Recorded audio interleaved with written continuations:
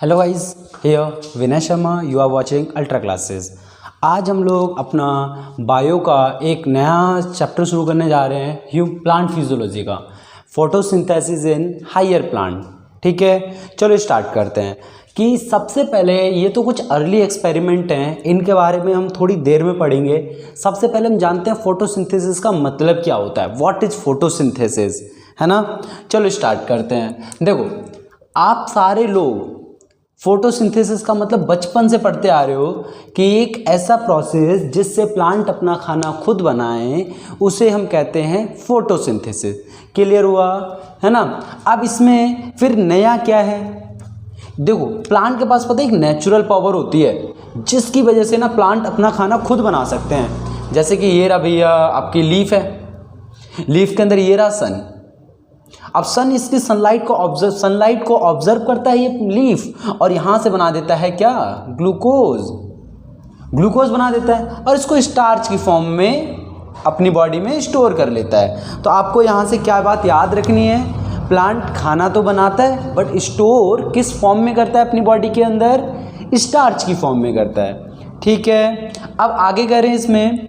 अब आगे अगर देखा जाए तो प्लांट सब बोलते हैं कि दिन में ऑक्सीजन लेता है या CO2। इसका थोड़ा सा चक्कर समझ लो ये क्या है। उससे पहले आपको एक चीज आनी बहुत ज़्यादा जरूरी है कि ग्लूकोज कैसे टूटता है, उसके बाद ये सब चलेंगे। हम लोग पहले बेसिक की बात करते हैं, उसके बाद हम लोग 11th का शुरू करेंगे अपना कि फोटोसिंथेसिस इन हायर प्लांट कैसे होता है।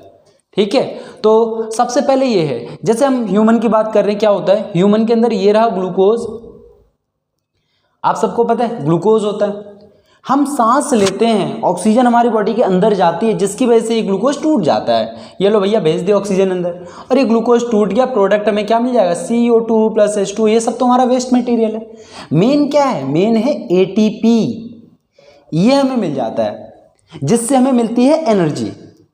अब सोचने वाली बात है, क्या प्लांट को ग्लूकोज तोड़ने की जरूरत नहीं है? जरूरत यार उसे भी है ना। तो प्लांट ATP कैसे फॉर्म करता है, सोचो, प्लांट ATP कैसे फॉर्म करता है? अगर प्लांट इस वाले प्रोसेस से ATP फॉर्म करता है तो फिर प्लांट को भी ऑक्सीजन की जरूरत है कि नहीं है?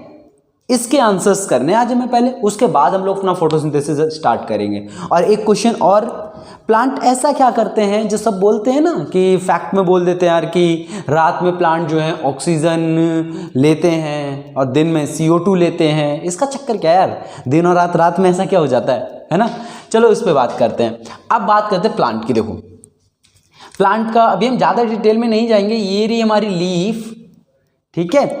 इस लीफ के अंदर होता क्या है, इस लीफ के अंदर दो प्रोसेस होते हैं। एक तो होता है ग्लूकोज का टूटना, ग्लूकोज का ब्रेकडाउन। दूसरा क्या होता है, दूसरा होता है हमारा इसमें फोटोसिंथेसिस।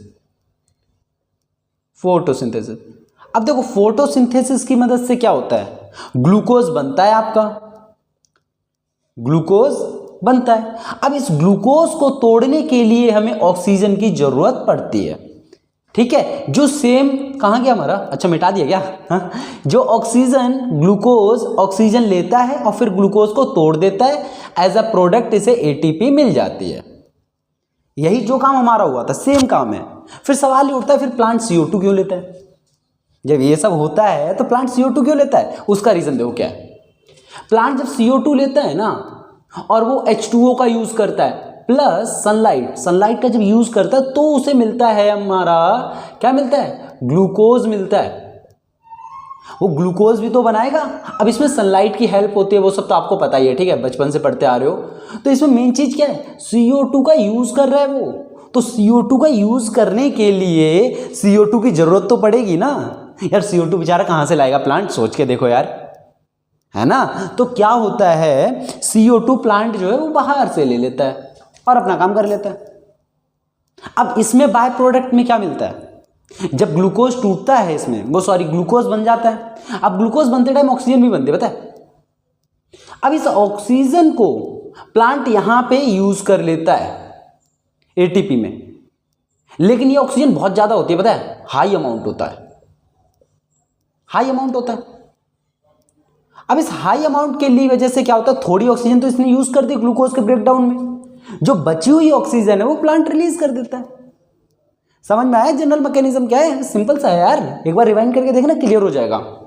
क्लियर हुआ? अब इसमें बात क्या करते हैं कि रात में ऐसा क्या हो जाता है जो प्लांट ऑक्सीजन लेने लग जाता है। देखो बेटा, रात में एक बात बताओ, ये वाला पूरा का पूरा पत्ता कट, एकदम कैंसिल। भैया काहे कट हो गया?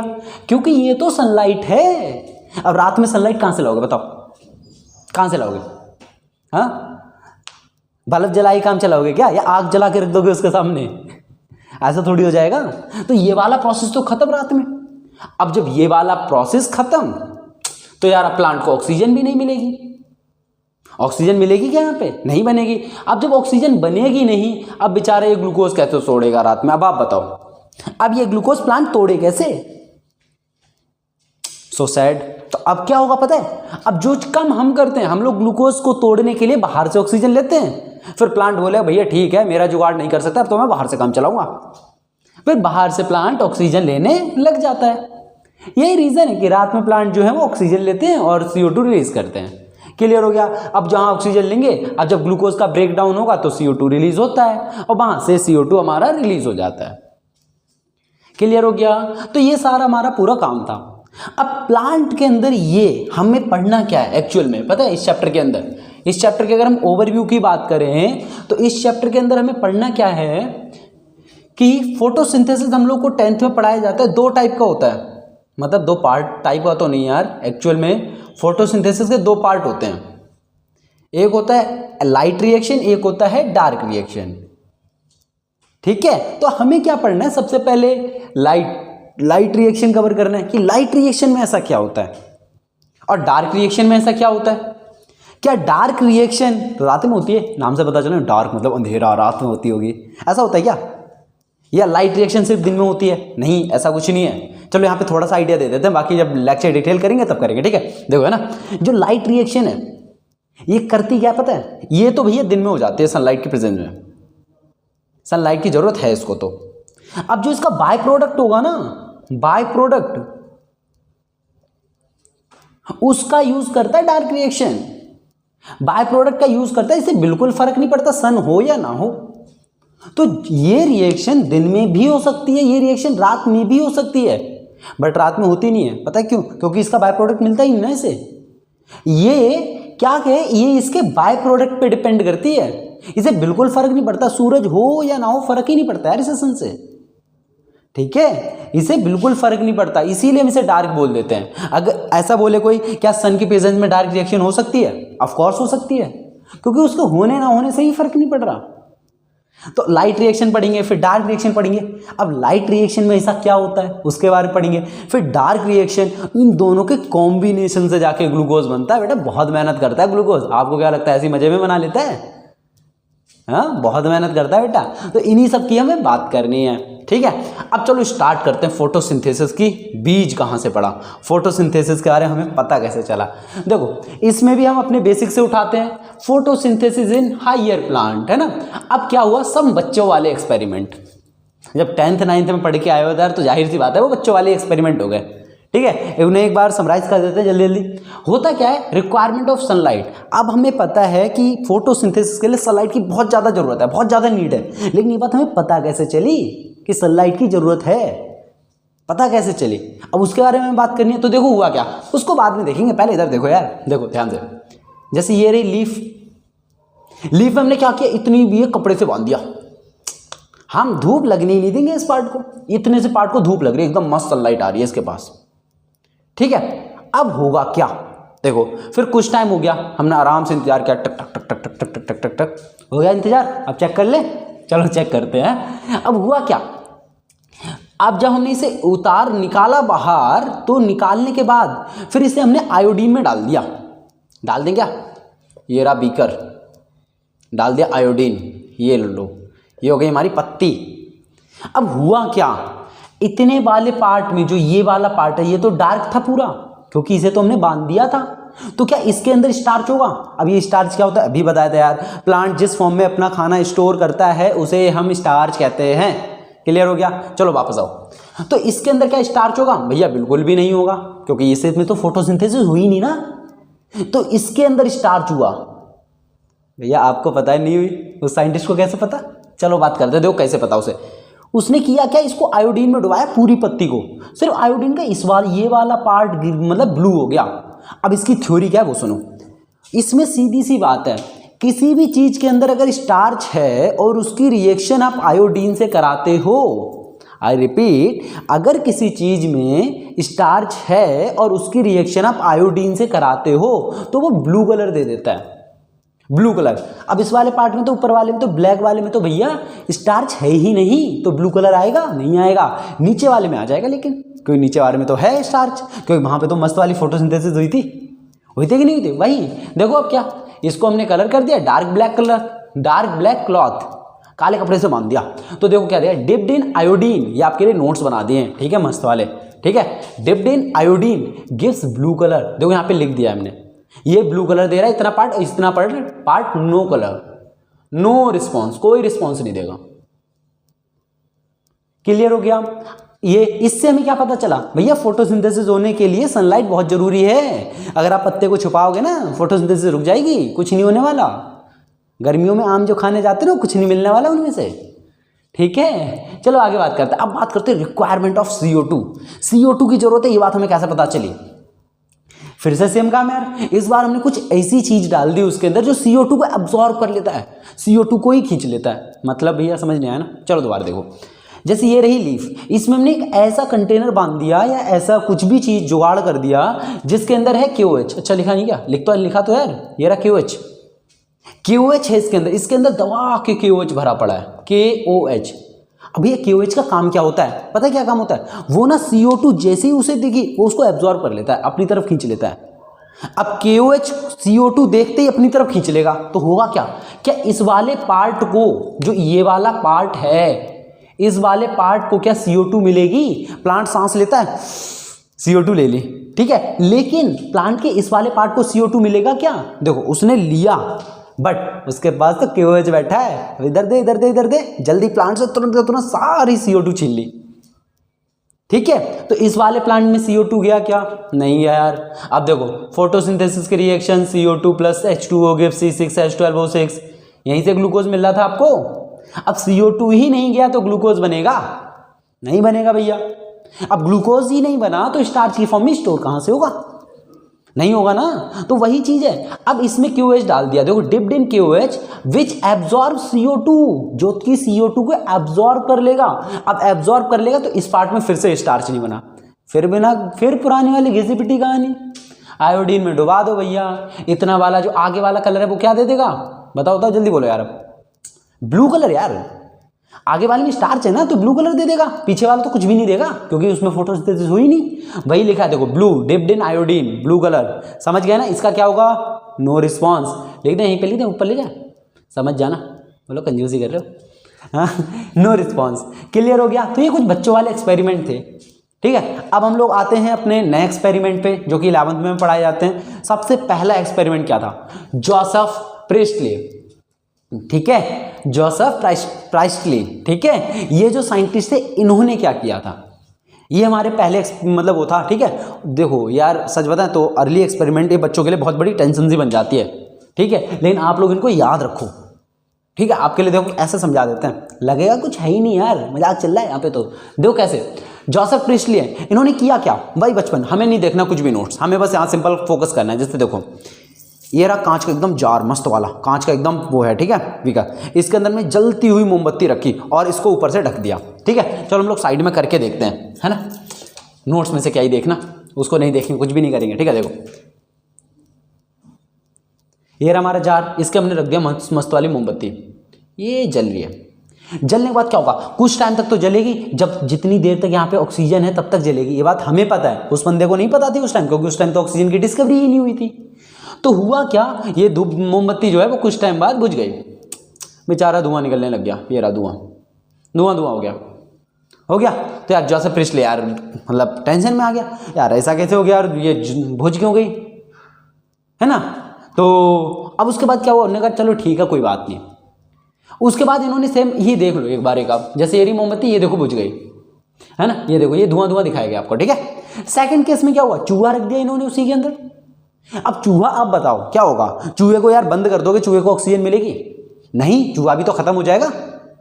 तो वही यहाँ पे हुआ है, चूहा पहले जिंदा देखो अपने पैरों पे खड़ा है, फिर पैर ऊपर वो नीचे, ठीक है। ड्राइंग को दिल पे मत लेना यार, समझ लेना बस। देखो यहाँ पे इसलिए हमने लिख दिया डेड, डेड बोले तो चूहा मर गया, खत्म हो गया, मर गया, ठीक है। कॉमन सेंस लगाओ यार, तब भी पता चल जाएगी। फिर हमने क्या किया, मतलब सॉरी हमने कुछ नहीं किया यार, हम तो बस पढ़ते हैं। जोसेफ प्रीस्टली ने किया, जोसेफ प्रीस्टली ने फिर क्या किया, उसी के अंदर एक पेड़ रख दिया। मैंने तो यार पेड़ बना दिया यार, उन्हें पौधा रखा था, ठीक है ना।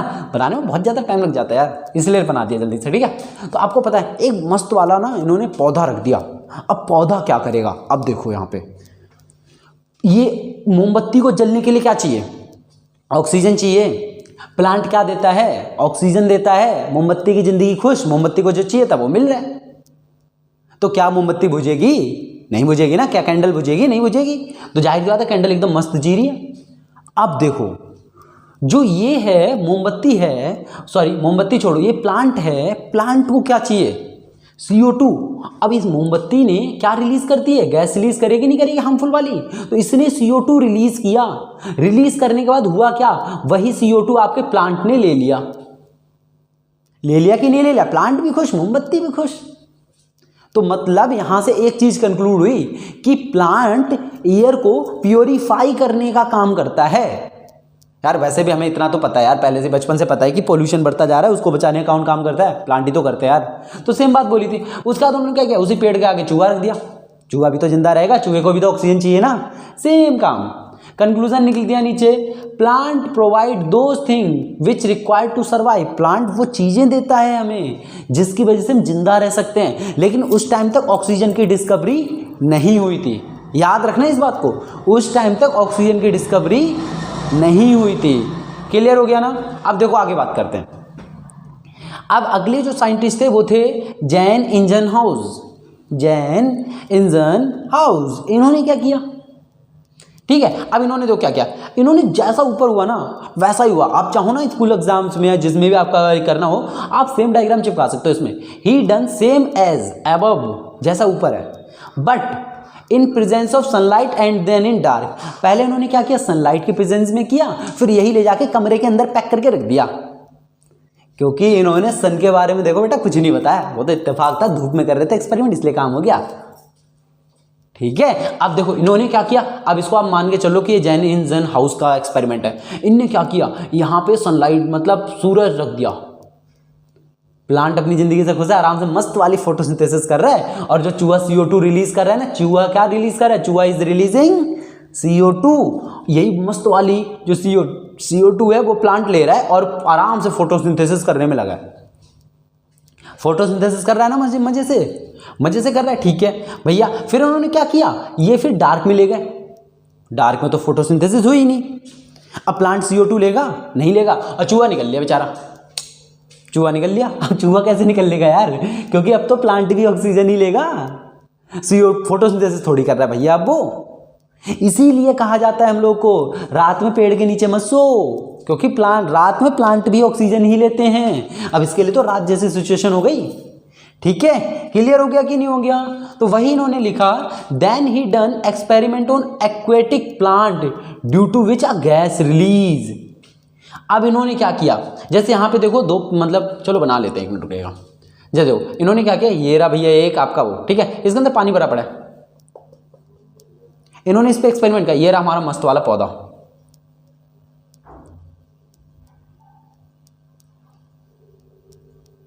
उसके बाद इन्होंने बोला क्या इस पे, ये एक एक्वेटिक प्लांट है, ठीक है, इसका नाम मेंशन नहीं है एनसीईआरटी में आपके, ठीक है।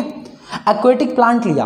अब इन्होंने क्या किया, यहाँ पे मस्त वाला सूरज है, यहां से आपका सनलाइट आई। सनलाइट आने के बाद अब प्लांट तो खुश, प्लांट तो मजे से फोटोसिंथेसिस करेगा, प्लांट एकदम हैप्पी, ये मेरे को मिल गया क्या, फोटोसिंथेसिस करने का मेरा तो जुगाड़ बन गया, यही सोचेगा प्लांट।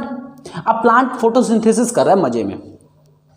अब जब प्लांट फोटोसिंथेसिस कर रहा है तो होगा क्या, फिर यार ऑक्सीजन गैस रिलीज होती है, ऑक्सीजन रिलीज होगी कि नहीं होगी, हाँ भैया ऑफ कोर्स ऑक्सीजन रिलीज होगी। अब जब ऑक्सीजन रिलीज होगी तो पानी के अंदर बबल बनेंगे, भले बबल बनेंगे कि नहीं बनेंगे। अब बबल जब बनेंगे तो यार ये देख के चकरा गया जैन इंजनहाउस, या भाई ये क्या बवाल है यार।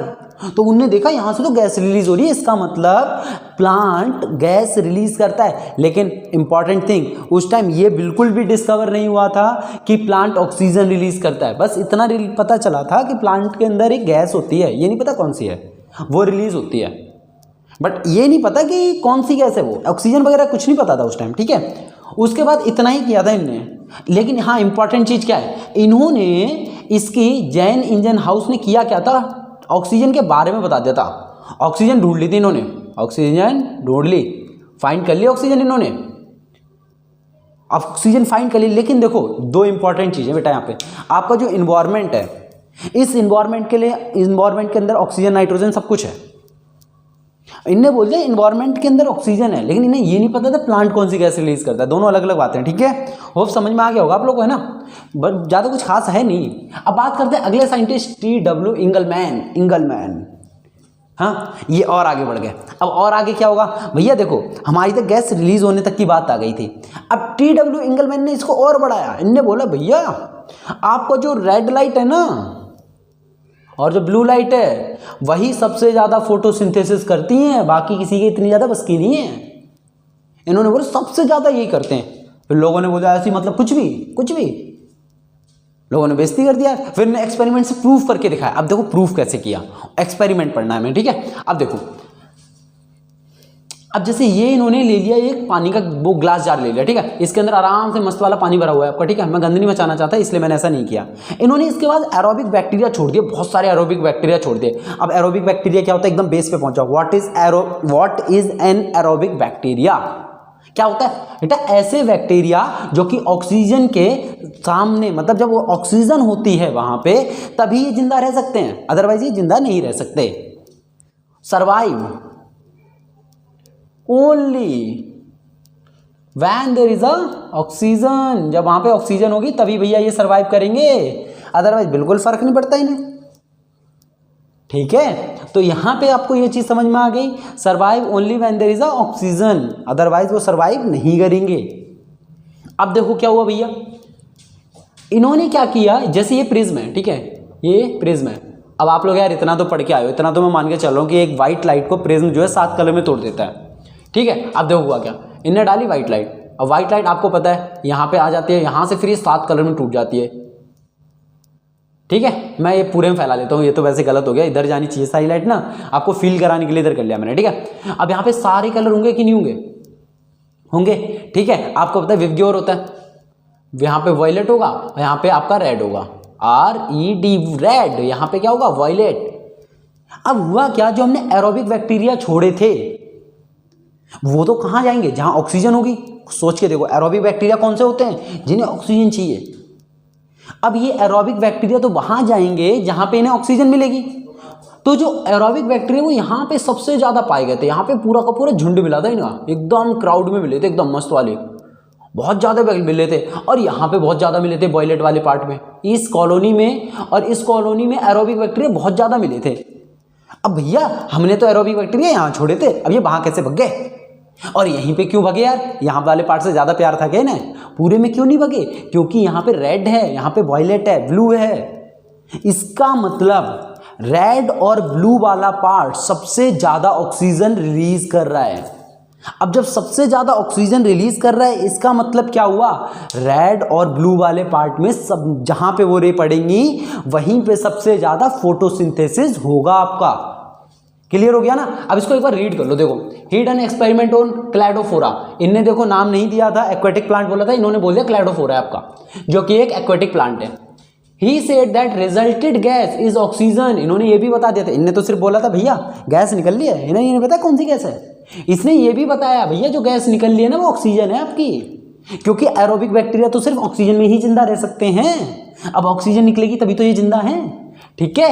And tell red and blue light done most photosynthesis, ये सबसे ज्यादा फोटोसिंथेसिस करती हैं। क्लियर हुआ है ना। होपफुली आप लोगों को पूरा क्रिस्टल क्लियर हो गए होंगे सारे कॉन्सेप्ट, ठीक है। अगर कोई डाउट है तो आप कमेंट में पूछिए, आई विल आंसर इट, ठीक है ना। मुझे लगता नहीं वैसे कोई डाउट होगा आप लोगों को। हाँ, अर्ली एक्सपेरिमेंट पार्ट 2, जैसे कि अब हमने पहले पढ़ लिया था, अब उसके बाद से अगर कंटिन्यू करें तो हमारे पास है जूलियस बॉन्सर्स। इन्होंने क्या किया था, ठीक है। अब पिछली बार तुमने पूरा डायग्रामेटिकली व्यू देखा था कि किसने क्या एक्सपेरिमेंट किया था। अब भी हमें थ्योरेटिकल जानना है कि जूलियस ने काम क्या किया था। जूलियस ने सीधी सी भाषा में बोला था, पता है क्या, ग्लूकोज आपका प्रोड्यूस होता है किसी भी फोटोसिंथेसिस के प्रोसेस के थ्रू, ठीक है। जब भी कोई फोटोसिंथेसिस का प्रोसेस होता है ना, जैसे ये पत्ती है, यहाँ पे मस्त वाला अपना सूरज है, ठीक है। यहाँ पे जब फोटोसिंथेसिस हो रहा होता है तो जो प्लांट है ना, ये ग्लूकोज प्रोड्यूस करता है। ये बात बताई थी किसने, जूलियस बॉन्सर्स ने। क्लियर हुआ। उसके बाद इन्होंने और ये बोला था कि ये ग्रीन पार्ट्स के अंदर होता है। जैसे अभी तो हम लोग को पता है कि ये क्लोरोप्लास्ट में होता है, अब तो ये बात हमें पता है कि ये सारा काम किसके अंदर होता है, क्लोरोप्लास्ट के अंदर होता है। बट पहले ये बात तो पता नहीं थी कि क्लोरोप्लास्ट क्या होता है। यार पहले तो हमें यही नहीं पता था कि क्लोरोप्लास्ट क्या होता है, ठीक है। तो ये तो बड़ी बात हो गई। तो इस पर बस हमें ये बोला गया था कि ग्रीन पार्ट के अंदर ये सारा काम होता है, ठीक है। और इवन इन्हें ये भी नहीं पता था किसके अंदर होता था। तो इन्होंने क्या बोला था, green substance is found in special bodies. आपके जो ये ग्रीन सब्सटेंस जो पाया जाता है जिसके अंदर फोटोसिंथेसिस होता है, वो कुछ स्पेशल बॉडीज के अंदर होता है। अब स्पेशल बॉडीज बोले तो क्या, इन्होंने किसी प्लांट की जिक्र नहीं करा था, किसी भी प्लांट के बारे में कुछ भी नहीं बोला था। क्लियर हुआ। उसके बाद इन्होंने बोला क्या था कि ग्लूकोज आप बना तो ले रहे हो, जैसे कोई भी प्लांट ने ग्लूकोज फॉर्म कर लिया, अब क्या ग्लूकोज की फॉर्म में ही खाना रहेगा। जैसे आप हो, आप लोगों ने क्या किया, आज मान लो बढ़िया से जाके फ्रूट जूस पिया, तो आपके पेट में क्या वो फ्रूट जूस की फॉर्म में ही रहेगा, नहीं ना यार, डाइजेशन होगा कि नहीं होगा। इसी तरीके से ये जो ग्लूकोज है, ग्लूकोज बन तो गया, अब जो ये अपनी बॉडी में स्टोर करता है ना, वो करता है स्टार्च की फॉर्म में। क्लियर हुआ। तो जूलियस ने जितनी बातें बोली थी वो हमने सारी यहाँ पे लिख ली, and it is stored in the form of starch. Clear हो गया, है ना। अब चलते हैं अपने अगले साइंटिस्ट पे, कॉर्नेलियस वैन नील। इन्होंने क्या किया था यार, ये बड़े इंटरेस्टिंग आइटम थे, देखो कैसे इंटरेस्टिंग आइटम। देखो इन्होंने किया क्या था पता है, पहले उसको छोड़ो, आप लोग इधर ध्यान दो। आप लोग को पता है कोई भी फोटोसिंथेसिस की रिएक्शन कैसे होती है, CO2 plus H2O gives C6H12O6 plus O2, यही देती है कोई भी रिएक्शन। अब इनने यार बड़े यार उस टॉपिक पे बात करी थी कि यहाँ पे जो ऑक्सीजन है, जो ऑक्सीजन है वो कौन सा वाला है, ये वाला है कि ये वाला है, इस पे बहस चल रही थी यार इनकी। तो अब बाद में जाके इन्होंने बोला क्या, आउटपुट मिल गया था कि ये H2O वाला ऑक्सीजन होता है। अब ये बात पता कैसे चली, इसके लिए इन्होंने बैक्टीरिया का यूज किया था। कौन से bacteria, purple and green bacteria. इन्होंने क्या किया, इन्होंने जनरल रिएक्शन दे दी। बच्चों को जनरली समझ नहीं आती है ये क्या कहना चाहता है। चलो एक बार हम बात करते हैं, ठीक है। हम मान लो कोई भी बैक्टीरिया का एग्जांपल ले, जैसे 2H2A है, ठीक है। अब इसके अंदर हुआ क्या, हमने जब इसकी CO2 के साथ रिएक्शन कराई तो हमें प्रोडक्ट में मिला मान लो CH2O। अब ये CH2O क्या होता है पता है, एक टाइप का कार्बोहाइड्रेट है, जैसे ग्लूकोज है ना वैसे ही है, ठीक है। अब इसमें क्या हुआ, प्लस H2O भी मिल गया हमें, लेकिन साथ में 2A मिला। अब ये 2A क्या मिला, देखो H2 के साथ क्या A प्रेजेंट था, तो हमें बाय प्रोडक्ट में A मिल गया। जब H2 के साथ A प्रेजेंट था तो हमें बाय प्रोडक्ट में A मिल गया। अगर यही A की जगह पे O प्रेजेंट होता तो क्या हमें प्रोडक्ट में O2 नहीं मिल जाता यार, कॉमन सी बात है, जो यहां पे प्रेजेंट होगा वही हमें मिल जाएगा। तो वही इन्होंने बोला कि ये रहा O और यही वाला O आपको यहां पे मिल रहा है, समझे। और ग्लूकोज कैसे बन रहा है ये आपका, इन्होंने बोला भैया ये वाला कार्बन, ये वाला ऑक्सीजन, ये वाला हाइड्रोजन, ये तीनों मिलके आपका ग्लूकोज बना रहे हैं। अब देखो हुआ क्या, देखो इस चीज को, जैसे कि जब ये तीनों मिल रहे हैं तो हो क्या रहा है, जैसे कि इसके अंदर कार्बन मिल गया, ऑक्सीजन मिल गया, हाइड्रोजन मिल गया। अब आपको पता है addition of hydrogen, addition of hydrogen क्या होता है, केमिस्ट्री में पढ़ के आए हो गया 10th क्लास में, oxidation reduction. Addition of hydrogen को क्या कहते हैं, जल्दी बोलो यार, रिडक्शन। अगर पता नहीं है तो याद कर लो इस चीज को, addition of hydrogen is known as reduction, ठीक है। तो कार्बन, ऑक्सीजन और हाइड्रोजन ये तीनों मिलके रिड्यूस होते हैं, ये कंपाउंड रिड्यूस होता है, जिसके रिजल्ट के थ्रू क्या मिल जाता है हमें, ग्लूकोज। ठीक है, ग्लूकोज हमें मिल गया।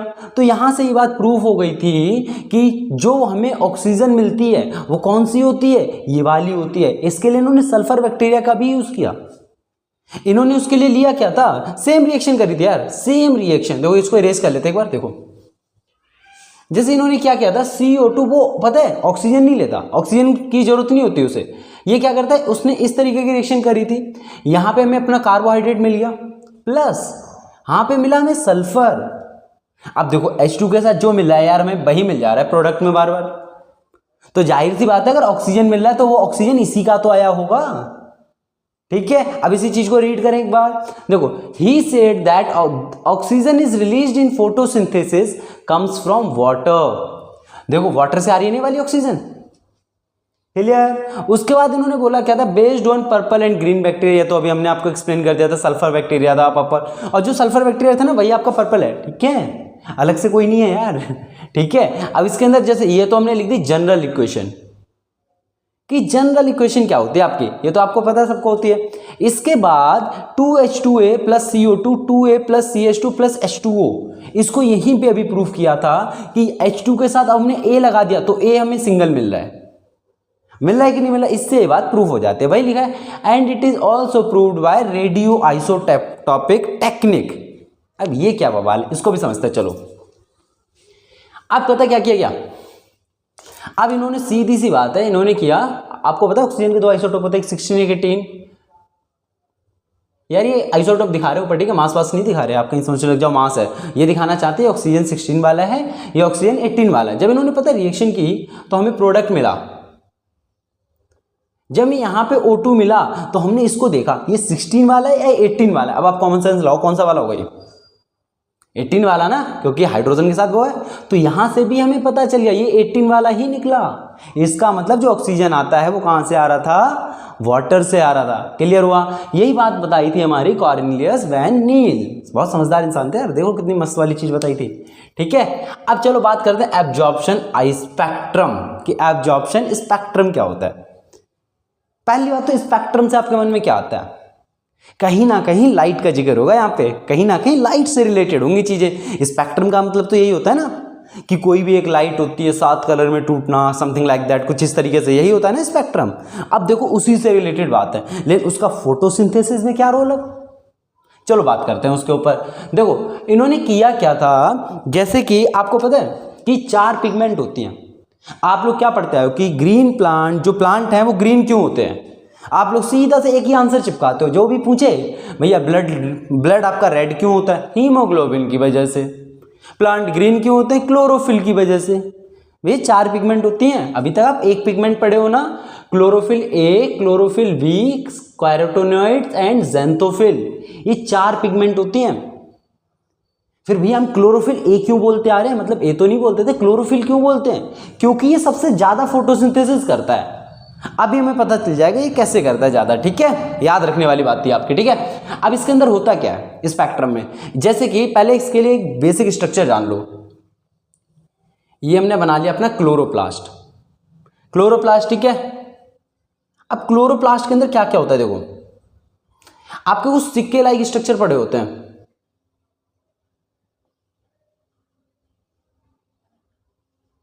ठीक है, ऐसे होते हैं बहुत सारे।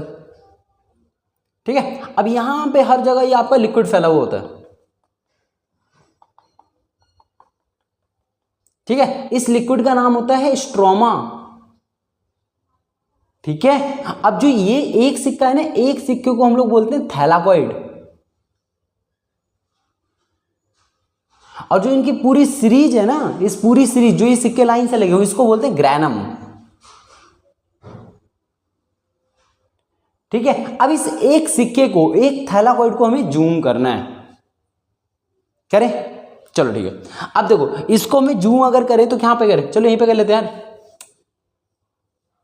जैसे ये हमने कर लिया एक जूम, ये एक थैलाकॉइड हमारे, ये इतने से पार्ट को जूम किया गया आपके। इसके अंदर पता है आपकी रिएक्शंस होती हैं, इसके अंदर आपका पता है क्या होता है, क्या होता है बताओ बोलो, लाइट रिएक्शन यार। ठीक है, अब इसके अंदर रिएक्शन होने के बाद तब हमें कुछ प्रोडक्ट में मिलता है जिसका यूज करके डार्क रिएक्शन ग्लूकोज बना देता है। ठीक है, अब इसके अंदर आपके पाई जाती है क्लोरोफिल। यहां पे आपकी पिगमेंट कहां पे होती है भैया, इनके अंदर भरी हुई होती है।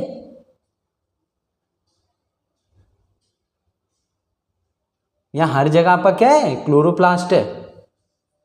सॉरी क्या बोल रहे हैं यार, क्लोरोप्लास्ट तो पूरा है यार, क्या कर रहे हो, क्लोरोप्लास्ट तो पूरा है, क्या अंदर क्या है, क्लोरोफिल या कोई भी पिगमेंट। तो इसके अंदर चारों पिगमेंट होती हैं, ज़ैंथोफिल भी होती है, कैरोटीनॉइड भी होती है, क्लोरोफिल ए भी होता है, क्लोरोफिल बी भी होता है। अब एक बात बताओ, आप लोग क्या वेवलेंथ का लॉजिक पढ़ के आए हो? वेवलेंथ क्या होता है पता है ना, हर एक लाइट की वेवलेंथ होती है, ऑफ कोर्स होती है भैया। ठीक है, तो यहां पे इसकी भी बहुत ज्यादा वेवलेंथ होती है, सनलाइट है इसकी तो बहुत बड़ी वेवलेंथ है, बहुत बड़ी वेवलेंथ से मेरा मतलब है कि रेंज बहुत बड़ी है। अब क्या प्लांट सारी रेंज को यूज कर पाता है? बिल्कुल नहीं। इंपॉर्टेंट पॉइंट क्या निकलता है, प्लांट सिर्फ 400 नैनोमीटर से लेके 700 नैनोमीटर तक ही लाइट यूज कर पाता है, और इसी की मदद से प्लांट अपना खाना बनाता है, फोटोसिंथेसिस करता है। इसके अगर इधर उधर थोड़ी सी भी हुई ना वेवलेंथ, तो प्लांट अपना काम नहीं करेगा, फोटोसिंथेसिस उसके लिए वो कर ही नहीं पाएगा यार। सन का होना ना होना उसके लिए बराबर हो जाएगा। फिर क्लियर हुआ कि ये क्या है? अब इसको एक बार रीड करें, करते चलो देखो। It is the graph which shows absorption of different wavelength of light by different pigments. ये ग्राफ बताता है, ये ग्राफ हमने ड्रॉ किए हुए ना, अभी ग्राफ के बारे में समझेंगे। ये ग्राफ पता है बड़ा खतरनाक सा लगता है, बहुत ज्यादा इंपॉर्टेंट भी है। अभी देखना यार, पता चले कुछ भी नहीं है इस ग्राफ में तो। ठीक है, अब देखना, तो इसी ग्राफ को ये जो बोलता है इसी को हम एब्जॉर्प्शन स्पेक्ट्रम बोल देते हैं। अब फिर हमने पिगमेंट्स के बारे में कर लिया कि 4 पिगमेंट होते हैं, सबको पता चल गया, नाम याद हो गए, chlorophyll A, chlorophyll B, xanthophyll and carotenoids, नाम याद हो गया ना। ठीक है, अब photosynthesis done only on 400 to 700 nanometre wavelength. अगर इससे इधर या उधर होती है तो आपका फोटोसिंथेसिस नहीं होगा। क्लियर हो गया? सबकी टर्म्स एंड कंडीशन होती है यार, तो इसकी भी है। ठीक है, अब आगे बात करें ग्राफ। अब ये ग्राफ के बारे में करते हैं, चलो ठीक है, इसको इरेज कर ले अपना।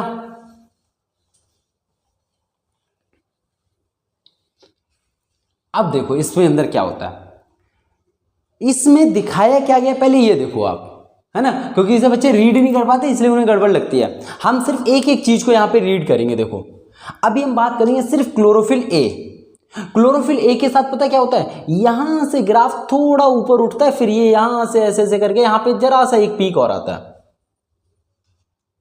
कुछ ये वाला ग्राफ जाता है। मतलब क्या है कि इस वाले एरिया में, ये क्लोरोफिल ए का ग्राफ बनाया हमने, ठीक है, इस वाले एरिया में क्लोरोफिल ए सबसे ज्यादा फोटोसिंथेसिस कर रहा था, सबसे ज्यादा, और इधर एक सबसे ज्यादा ये कर रहा था। तो ये वाला लाइन ये सिर्फ यही बात बताता है कि कौन कितना ज्यादा लाइट को एब्जॉर्ब कर रहा है। जितना ज्यादा लाइट को एब्जॉर्ब करोगे क्या उतना ही ज्यादा फोटोसिंथेसिस होगा कि नहीं होगा? तो सेम वही चीज है आपकी। क्लियर हो गया? तो एब्जॉर्प्शन ऑफ लाइट, इधर क्या होगा, वेवलेंथ। क्लोरोफिल क्लियर हुआ, क्लोरोफिल ए, ये क्लोरोफिल ए का ग्राफ है। ठीक है, देखो यहां पे वही दिखाया गया है, देखो मैं डार्क कर रहा हूं, इसको देखना ध्यान से, देखो बाकियों का आप मत देखो। अभी देखो यहां पे लिख भी दिया है क्लोरोफिल ए। क्लियर हो गया? अब देखो, अब हम बात करते हैं क्लोरोफिल बी। क्लोरोफिल बी का देखो क्या सिस्टम है, ये यहां पे तो पीक पे गया, यहां से आने के बाद धीरे धीरे धीरे धीरे यहां से ऐसे करके, तो मतलब ये दिखा रहे कि क्लोरोफिल बी इस एरिया में सबसे ज्यादा फोटोसिंथेसिस कर रहा है, इस एरिया में थोड़ी बहुत कर रहा है। उसके बाद बात करते हैं कैरोटीनॉइड। उसका कैरोटीनॉइड का भी सेम ग्राफ दिखाएगा, इस एरिया में फोटोसिंथेसिस सबसे ज्यादा कर रहा है। क्लियर हुआ? आसान था ना, कुछ भी नहीं है यार। क्लोरोफिल ए, क्लोरोफिल बी और कैरोटीनॉइड किस एरिया में कितनी ज्यादा फोटोसिंथेसिस कर रहे हैं उसके रेट को बता रहा है बस। जो जितनी ज्यादा सनलाइट ऑब्जॉर्व करेगा उतना ही ज्यादा उसका फोटोसिंथेसिस का रेट होगा। क्लियर हो गया? कोई दिक्कत नहीं ना? तो देखो वही रेंज लिखी हुई है यहाँ पे 400 नैनोमीटर, इसकी यूनिट नहीं लिखी, नैनोमीटर, ठीक है, नैनोमीटर। 400 से लेके 700 नैनोमीटर, देखो 700 से आगे नहीं गया ग्राफ। क्लियर है? अब उसका देखो नीचे वाला क्या बता रहा है यार, इसी का पता है नहीं, इस ग्राफ को ऊपर ऊपर से बना लिया। यहां पे देखो पीक पे गया था, फिर धीरे धीरे धीरे धीरे ऐसे करके ओवरऑल ग्राफ बना लिया कि सबसे ज्यादा फोटोसिंथेसिस कहां पे हो रही है। यहां पे तो देखो सारी ग्राफ डाउन है, लगभग सारे डाउन है कि नहीं है, तो इसीलिए यहाँ पे देखो ये वाला पत्ता नीचे आ गया। क्लियर हो गया। इसका बस ऊपर ऊपर से है कि कहाँ पे भैया, हमें ये मतलब नहीं है कि कौन सी भैया पिगमेंट आपकी कर रही है, ठीक है। जैसे मान लो कोई भी कंपनी में हो, कंपनी में हमें मोटा मोटा हिसाब चाहिए, बस सीधी सी बात है, तो हम करेंगे क्या, यही करेंगे ना भैया, हमें फर्क नहीं पड़ता कि कौन सा मेंबर आपका कितना काम कर रहा है, हमें टोटल आउटपुट बता दो। वही सेम काम यहाँ पे, हमें बिल्कुल फर्क नहीं पड़ता कौन सी पिगमेंट क्या कर रही है, हमें बस टोटल बता दो भैया कहाँ पे फोटोसिंथेसिस हाई था, कहाँ पे लो था, बात खत्म। तो इस ग्राफ से हमें ये पता चलता है लगभग 400 के पास सबसे ज्यादा ग्राफ हाई जाता है, एक बार 650, 670, 700 के आसपास ग्राफ जो है आपका हाई जाता है, जहां पे आपका फोटोसिंथेसिस सबसे ज्यादा होता है। क्लियर है। और इसमें कुछ नहीं है, इसको और क्लोरोफिल ए वाले ग्राफ को, इन दोनों को मिक्स करके दिखा दिया है कि क्लोरोफिल ए कितना योगदान दे रहा है इसमें। देखो यार मैक्सिमम तो ये देखो, ये क्लोरोफिल डाउन गया तो ये भी डाउन आया, क्लोरोफिल उठा तो ये भी आ गया, मतलब ये क्लोरोफिल ए को दिखा रहा है आपका, और ये मतलब ये डिट्टो इसके ऊपर आ रहा है कि नहीं आ रहा। तो सेम चीज है, यहाँ पे देखो 400 से स्टार्ट हुआ 700 तक गया है, ये लैम्डा है बेटा, ठीक है, लैम्डा बोले तो व्हाट, वेवलेंथ। क्लियर हो गया। अब देखो हम लोगों ने सारे एक्सपेरिमेंट कर लिए, बेसिक कर लिया एब्जॉर्प्शन स्पेक्ट्रम का। अब हम लोग को स्टार्ट करना है अपना लाइट रिएक्शन, जो कि पूरी साइकिल है, ठीक है। हम लोग एक एक लेक्चर में एक एक साइकिल को कवर करते रहेंगे। होप है, होपफुली आपको ये समझ में आ गया होगा। पूरा लेक्चर आसान था यार, ज्यादा मुश्किल तो कुछ था नहीं, ठीक है। पढ़ते रहिए, मिलते हैं तब तक के लिए अगली वीडियो में। Bye bye, see you again.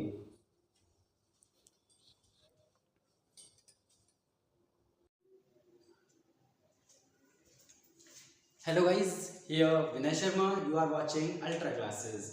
आज हम लोग फोटोसिंथेसिस इन हायर प्लांट में पार्ट 3 लेके आए हैं, जिसमें हम लोग लाइट रिएक्शन के बारे में टोटल पढ़ने वाले हैं कि लाइट रिएक्शन क्या होता है और कैसे होता है, ठीक है। अब इसके अंदर आपको कुछ हम पहले बेसिक स्ट्रक्चर्स डिस्कस करेंगे, then we will discuss about the process, फिर हम अपने प्रोसेस के बारे में डिस्कस करेंगे कि एक्चुअल में इसके अंदर प्रोसेस होता क्या है। उससे पहले मैं आपसे एक बात बोलना चाहता हूँ, जनरली ना इस टॉपिक को बच्चे बहुत ज्यादा हार्ड बोलते हैं, ठीक है। टॉपिक पढ़ने के बाद आप जरूर बताइएगा ये बात कि क्या आपको ये टॉपिक हार्ड लगा, ठीक है। छोटी सी आशा, देखते हैं आप लोग फुलफिल जरूर करोगे, कमेंट करके बताना जरूर, ठीक है। अब स्टार्ट करते हैं। एक बार हम लोगों ने बिल्कुल बेसिक स्ट्रक्चर से उठाया इसको, ठीक है। जैसे ये लीफ है, पेड़ में से पत्ता ही तोड़ते हो ना, तो ये वही पत्ता है आपका, ठीक है। उस पत्ते के अंदर कुछ सेल्स होते कि नहीं होते, तो उसी सेल को हमने नाम दिया है यहाँ पे क्या, मीजोफिल सेल, ठीक है। क्या नाम दिया है हमने इसको, मीजोफिल सेल नाम दिया हुआ है ना। अब इसी मीजोफिल सेल को अगर हम जूम करें तो क्या मिलेगा हमें, मीजोफिल सेल को जूम करते तो ये कुछ ऐसा स्ट्रक्चर मिलता है जिसके अंदर ये छोटा सा गोल गोल आपको दिख रहा है, इसको हम बोलते हैं क्या, क्लोरोप्लास्ट। अंदर जो छोटा छोटा है इसको हम बोलते हैं क्लोरोप्लास्ट। अब जब इस क्लोरोप्लास्ट को जूम किया जाए फर्दर, देखो लिखा है ना आगे, जूम किया जाए तो ये क्लोरोप्लास्ट कुछ ऐसा दिखता है आपका। लास्ट लेक्चर पार्ट 2 में हमने डिस्कस किया था ना इसके बारे में, ठीक है। देखो इसको ध्यान से देखना, दोबारा करते हैं। इसमें जो सिक्के जैसा स्ट्रक्चर दिख रहा है आपको, इसको बोलते हैं थैलाकोइड। इस सिक्के जैसे स्ट्रक्चर को बोलते हैं हम लोग थैलाकोइड। और ये थैलाकोइड की जो पूरी सीरीज है, मतलब बहुत सारे थैलाकोइड लगे हुए हैं ना, बहुत सारे थैलाकोइड, इसको हम बोलते हैं ग्रैनम। देखो नीचे लिखा हुआ है कि नहीं लिखा, ग्रैनम लिखा है ना। थैलाकोइड की सीरीज को क्या बोलते हैं, ग्रैनम बोलते हैं, ठीक है। और जो इसके आसपास ये पूरे में लिक्विड फैला हुआ है ना डॉट डॉट से, इसको हम बोलते हैं स्ट्रोमा। ये अभी हम लोग बस थैलाकोइड का बेसिक पार्ट के बारे में जान रहे हैं कि बेसिक पार्ट की लेवलिंग क्या होती है, ठीक है। बड़ी आसान होती है। स्ट्रोमा इसके अंदर क्या होती है, डार्क रिएक्शन होती है, और ग्रैनम है इसके अंदर जो थैलाकोइड होता है आपका, उसके अंदर होती है आपकी लाइट रिएक्शन। क्लियर हुआ। अब जो ये दो ग्रैनम को जोड़ती है ना, इसको हम बोलते हैं stroma lamella, stroma lamella. Clear हुआ। अब जब इस एक थैलाकोइड को अगर जूम किया जाए, एक थैलाकोइड को अगर जूम किया जाए तो हमें मिलता है ये स्ट्रक्चर, कुछ ऐसा स्ट्रक्चर। अब इस स्ट्रक्चर से जानने से पहले ना थोड़ा सा इधर ध्यान दो, ठीक है, उसके बाद आपका क्लियर होगा, ठीक है। आई थिंक एक बार देख लें आपको विजिबल है कि नहीं है, ठीक है। होपफुली आपको विजिबल तो होना चाहिए, हाँ सब कुछ विजिबल तो है आपको, ठीक है। चलो इसके बारे में आगे बात करते हैं। जो ये लेयर है इसमें आपको नाम दिया गया है, ये आउटर लेयर और inner layer. Outer layer, inner layer, ये क्या होता है। आप किसी भी सेल को उठा लीजिए, किसी भी सेल को उठा लीजिए, सेल के अंदर दो लेयर होती हैं, यार अपनी स्किन देख लो, एक आउटर लेयर है, एक इसके अंदर जो ब्लड होगा, जहां पे ब्लड फ्लो हो रहा होगा उसके पास एक लेयर होगी कि नहीं होगी, एक आउटर लेयर एक इनर लेयर। ठीक है यार, कोई भी फल फ्रूट का, सेब का छिलका देख लो, ऊपर से रेड अंदर से व्हाइट, तो 2 लेयर हो गई नहीं हो गई? तो वही 2 लेयर की हम बात कर रहे हैं। और अंदर वाले स्ट्रक्चर को क्या कहते हैं भैया, बताओ बताओ बताओ बताओ बताओ। यार किसी भी सेल के जो अंदर का स्ट्रक्चर होता है, क्या हम उसको ल्यूमन कहते हैं?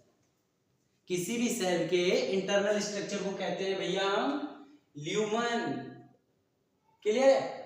आज हम आपके लिए नोट्स तो नहीं ला पाए, लेकिन यार एटलीस्ट हम आपके लिए फ्लो चार्ट लेके आए। इस फ्लो चार्ट से आपको पूरा क्लियर हो जाएगा कि फ्लो चार्ट क्या होता है ना। ठीक है देखो ये रहा ल्यूमन। अब यही हमने क्या बोला है कि देखो ये जो पूरा सेल है ना, ये इसकी एक ये है आपकी इनर वाली बाउंड्री, ये है इसकी आउटर वाली बाउंड्री, ये है आपकी इनर बाउंड्री, ठीक है, और ये क्या है आउटर बाउंड्री। इसके अंदर जो ये है ना, जहां पे हमारा सारा काम होना है, इसको हम बोलते हैं ल्यूमन। अब थैलाकोइड के अंदर तो थैलाकोइड ल्यूमन बोल दिया यार, थैलाकोइड ल्यूमन। और इस पूरा स्ट्रक्चर किसका है? थैलाकोइड का। क्लियर हो गया? अब देखो ये इसमें ये दिक्कत है, लिपिड क्या है आपने होपफुली बायोमोलिक्यूल में पढ़ा होगा, लेकिन फिर भी हम डिस्कस कर लेते हैं छोटा सा यहाँ पे। ये लिपिड का एक बेसिक स्ट्रक्चर है, ठीक है। इसके अंदर 2 एंड होते हैं, एक होता है ये आपको, इसको बोलते हैं हाइड्रोफोबिक एंड, हाइड्रोफोबिक। फोबिक बोले तो क्या, हेट, जो पानी से नफरत करता है उसको बोलते हैं हाइड्रोफिलिक एंड, जो पानी से प्यार करता है। अब आप खुद सोचो, थैलाकोइड, जो थैलाकोइड है, थैलाकोइड के बाहर वाला जो ये वाला देखो, इसके बाहर वाला स्ट्रक्चर तो पानी के कांटेक्ट में, पानी जैसा ही है ना, तो ये वाला तो चाहेगा ओ हो भाई, ओ माय गॉड, मेरे को पानी मिल गया, खुश हो गया, तो ये तो बेचारा बाहर लेना चाहेगा, है ना। और अंदर वाला दूसरा कह रहा है भैया मेरे को पानी दिलवा दो यार, मेरे को पानी से बहुत प्यार है, तो ये क्या करेगा, नीचे वाली जो लेयर है उसके भी पैर जो है ऊपर पहुंच जाएंगे, मुंडी मुंडी नीचे रह जाएगी, उसको भी क्या है, उससे पानी से बहुत ज्यादा प्यार है। क्लियर है? अब ये लेयर क्या है इसके बारे में देखो। आप एक ना लड़कियां जो होती है ना, लड़कियों के बालों के रिबन में से कुछ भी निकाल लो, बालों का जो रिबन होता है ना, जो बालों में बांधती है, उसकी बात कर रहे थे। ये रिबन कुछ ऐसा ही लहर मारता है, ठीक है। अब देखो इसके अंदर एक कुछ ऐसा, ये कुछ ऐसा,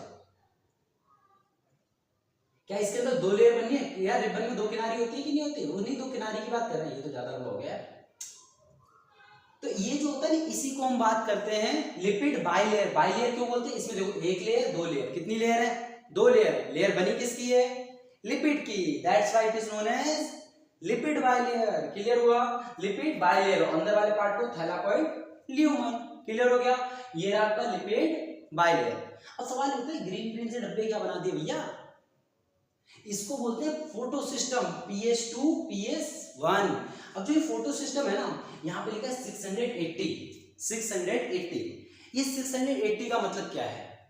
लास्ट लेक्चर में पार्ट 2 में हमने आपको बहुत डिटेल से डिस्कस करा था। ये चीज जो 680 है, ये आपकी सनलाइट की वेवलेंथ है, कि आपकी जो पिगमेंट होती है ना, वो कौन सी सनलाइट को एब्जॉर्ब करेंगी, कौन सी सनलाइट को एब्जॉर्ब करेंगे, उसको बताता है। जो दूसरा वाला PS1 है, ये बताता है 700 नैनोमीटर वाले को एब्जॉर्ब करेंगी। सबका अपना अपना खेल होता है कि नहीं होता? अब इसी को देखो, ये लेकिन समझ नहीं आएगा ना डब्बा, इसी को देखो जूम किया हुआ है, हेडिंग में बना दी हमने, फोटो सिस्टम बना दिए। अब इस फोटो सिस्टम जो एक डब्बा है ना, इसके अंदर 3 डब्बे होते हैं, देखो 1 2 3। ये मान लो आप PS2 को मैंने जूम कर लिया, PS2 को ही जूम कर लिया हमने। अब देखो PS2 के अंदर हुआ क्या, ये जो ये डॉट डॉट से दिख रहे हैं आपको, गोले गोले गोले गोले, इन डॉट डॉट गोले गोले में पता क्या होता है? यही होती है आपकी पिगमेंट। अब ये पिगमेंट क्या होता है? कल पढ़ाया था, याद करो क्या होता है। आपका पार्ट 2 देख लो यार इसका, अगर आपने नहीं देखा है तो। देखो 4 पिगमेंट होते हैं, chlorophyll A, chlorophyll B, xanthenoid and carotenoid. Sorry मैंने उल्टा बोल दिया ना, ज़ैंथोफिल होता है ना, ज़ैंथोफिल एंड कैरोटीनॉइड, ठीक है। क्लोरोफिल B ये रहा, इन्हीं में से किसी को भी नामकरण कर दो आप। ये रे जो गोल गोल से है ना, इनको बोलते हैं क्लोरोफिल। तो ये क्या हो गया आपका क्लोरोफिल B, ये ज़ैंथोफिल, ये कैरोटीनॉइड। जो बीच वाला पार्ट है ना, इसको हम बोलते हैं क्या है? Reaction centre. रिएक्शन सेंटर, इसको भी आप छोड़ दो, जो प्राइमरी इलेक्ट्रॉन एक्सेप्टर लिखा है ना, उसको छोड़ दो अभी आपके लिए। अब आप ऐसा देखो, इसको कहते हैं बीच वाले को रिएक्शन सेंटर, और जो साइड वाले डब्बे है ना, तो कॉलम से खड़े कर दिए यार, इनको बोलते हैं light harvesting complex. Light harvesting complex short में बोलते हैं क्या? LHC। क्लियर हो गया। अब इसके अंदर देखो क्या होता है भैया, जैसे ही सनलाइट मिली इसको, सनलाइट मिली तो सनलाइट मिलने पे करेंगे क्या, एक बार बताओ, दुनिया की सबसे छोटी चीज क्या होती है, एटम होती है। दुनिया की सबसे छोटी चीज एटम होती है।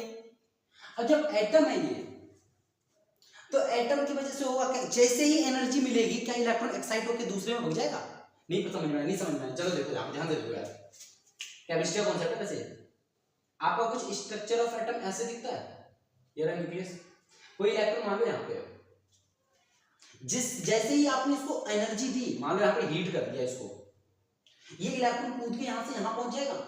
यहां से यहां जाने में किया क्या, इलेक्ट्रॉन एनर्जी लेता है, आपको एनर्जी देनी पड़ी इसको, लेकिन भैया कुछ टाइम बाद ये इलेक्ट्रॉन लौट के आपका वापस आएगा। अब जब वापस आएगा ना, तो इसको ये क्या करेगा, एनर्जी को रिलीज करेगा। ये इंपॉर्टेंट कॉन्सेप्ट है बेटा आपके लिए, केमिस्ट्री में पढ़ा हुआ, जाता है तो एनर्जी लेता है, और जब वापस आता है अपने ऑर्बिट में तो एनर्जी रिलीज करता है। भैया जिसका पैसा खाया उसका तो वापस करना पड़ेगा ना, तो ऐसे ही एनर्जी लेता है और जब वापस आता है तो एनर्जी रिलीज कर देता है। क्लियर हुआ भैया, यहाँ पर कोई दिक्कत हो तो बताओ, कोई दिक्कत नहीं, चलो ठीक है, बहुत बढ़िया। अब जैसे हमने सनलाइट दी, अब इनके भी एटम होंगे भैया, इनके इलेक्ट्रॉन एकदम बोलेंगे करके कूद जाएंगे। अब जैसे यहाँ से कूदेंगे, यहाँ से यहाँ गए, यहाँ से यहाँ गए, हर जगह एनर्जी, मतलब इलेक्ट्रॉन ऐसे कूदते रहेंगे, भगते रहेंगे, भगते रहेंगे। भगने के बाद होगा क्या, एकदम माइंड में पिक्चर बनाओ, इलेक्ट्रॉन कूद रहे हैं, एनर्जी डिस्ट्रीब्यूट हो रही है, फिर होगा क्या, यहां से एनर्जी धीरे धीरे ट्रैवल कर करके ना एनर्जी पहुंच गई यहाँ पे। हमारा आउटपुट क्या है, हमें ये सारी एनर्जी यहाँ पहुंचानी है। ये बीच में जो पेयर दिख रहा है ना, ये क्लोरोफिल ए है, क्लोरोफिल ए। ऐसे ही ये सारे कूद रहे हैं, इनको अपनी एनर्जी पहुंचानी है यहाँ पे, एनर्जी ट्रांसफर हो के बीच में पहुंच जाती है सारी एनर्जी। अब जब बीच में एनर्जी पहुंचेगी, फिर इसके इलेक्ट्रॉन एक्साइट हो जाते हैं, क्योंकि भैया ये भी तो एटम से ही बना है, तो इसका इलेक्ट्रॉन कूद जाता है, वो एकदम उड़ते हुए जाता है ऊपर। अब ऊपर उड़ते हुए तो हुआ क्या, इलेक्ट्रॉन गया ऊपर उड़ते हुए। यार यहाँ पे कैचअप कैच खेलने के लिए एक बंदा बैठा हुआ है, जिसको हम बोलते हैं primary electron acceptor. Primary electron acceptor, ये इलेक्ट्रॉन को तुरंत पकड़ लेता है। फिर ये बीच में नीचे वाला यार रोने लगता है, मैंने तो इलेक्ट्रॉन मजाक में दिया था यार, तुमने तो सच में रख लिया, ऐसे थोड़ी होता, प्लीज वापस कर दो। ये बोलता है नहीं, मेरे को नहीं करना वापस। फिर ये पता क्या करता है, ये तो इलेक्ट्रॉन के मामले में गरीब हो गया। ठीक है, अब इसी गरीबी का पार्ट 2 देखेंगे हम यहाँ पे, कि ये बेचारा अमीर कैसे बनता है, गरीबी से अमीर बनने तक का सफर। चलो देखो क्या होता है यहाँ पे। यार मैं पूरी साइकिल समझाने के लिए ना कुछ एब्रिविएशंस यूज करूँगा, वो मैंने यहाँ पे लिख दिए। जैसे PQ में वर्ड यूज करूँगा, ताकि इनके यहाँ पे बहुत ज्यादा कंजेस्टेड हो जाता।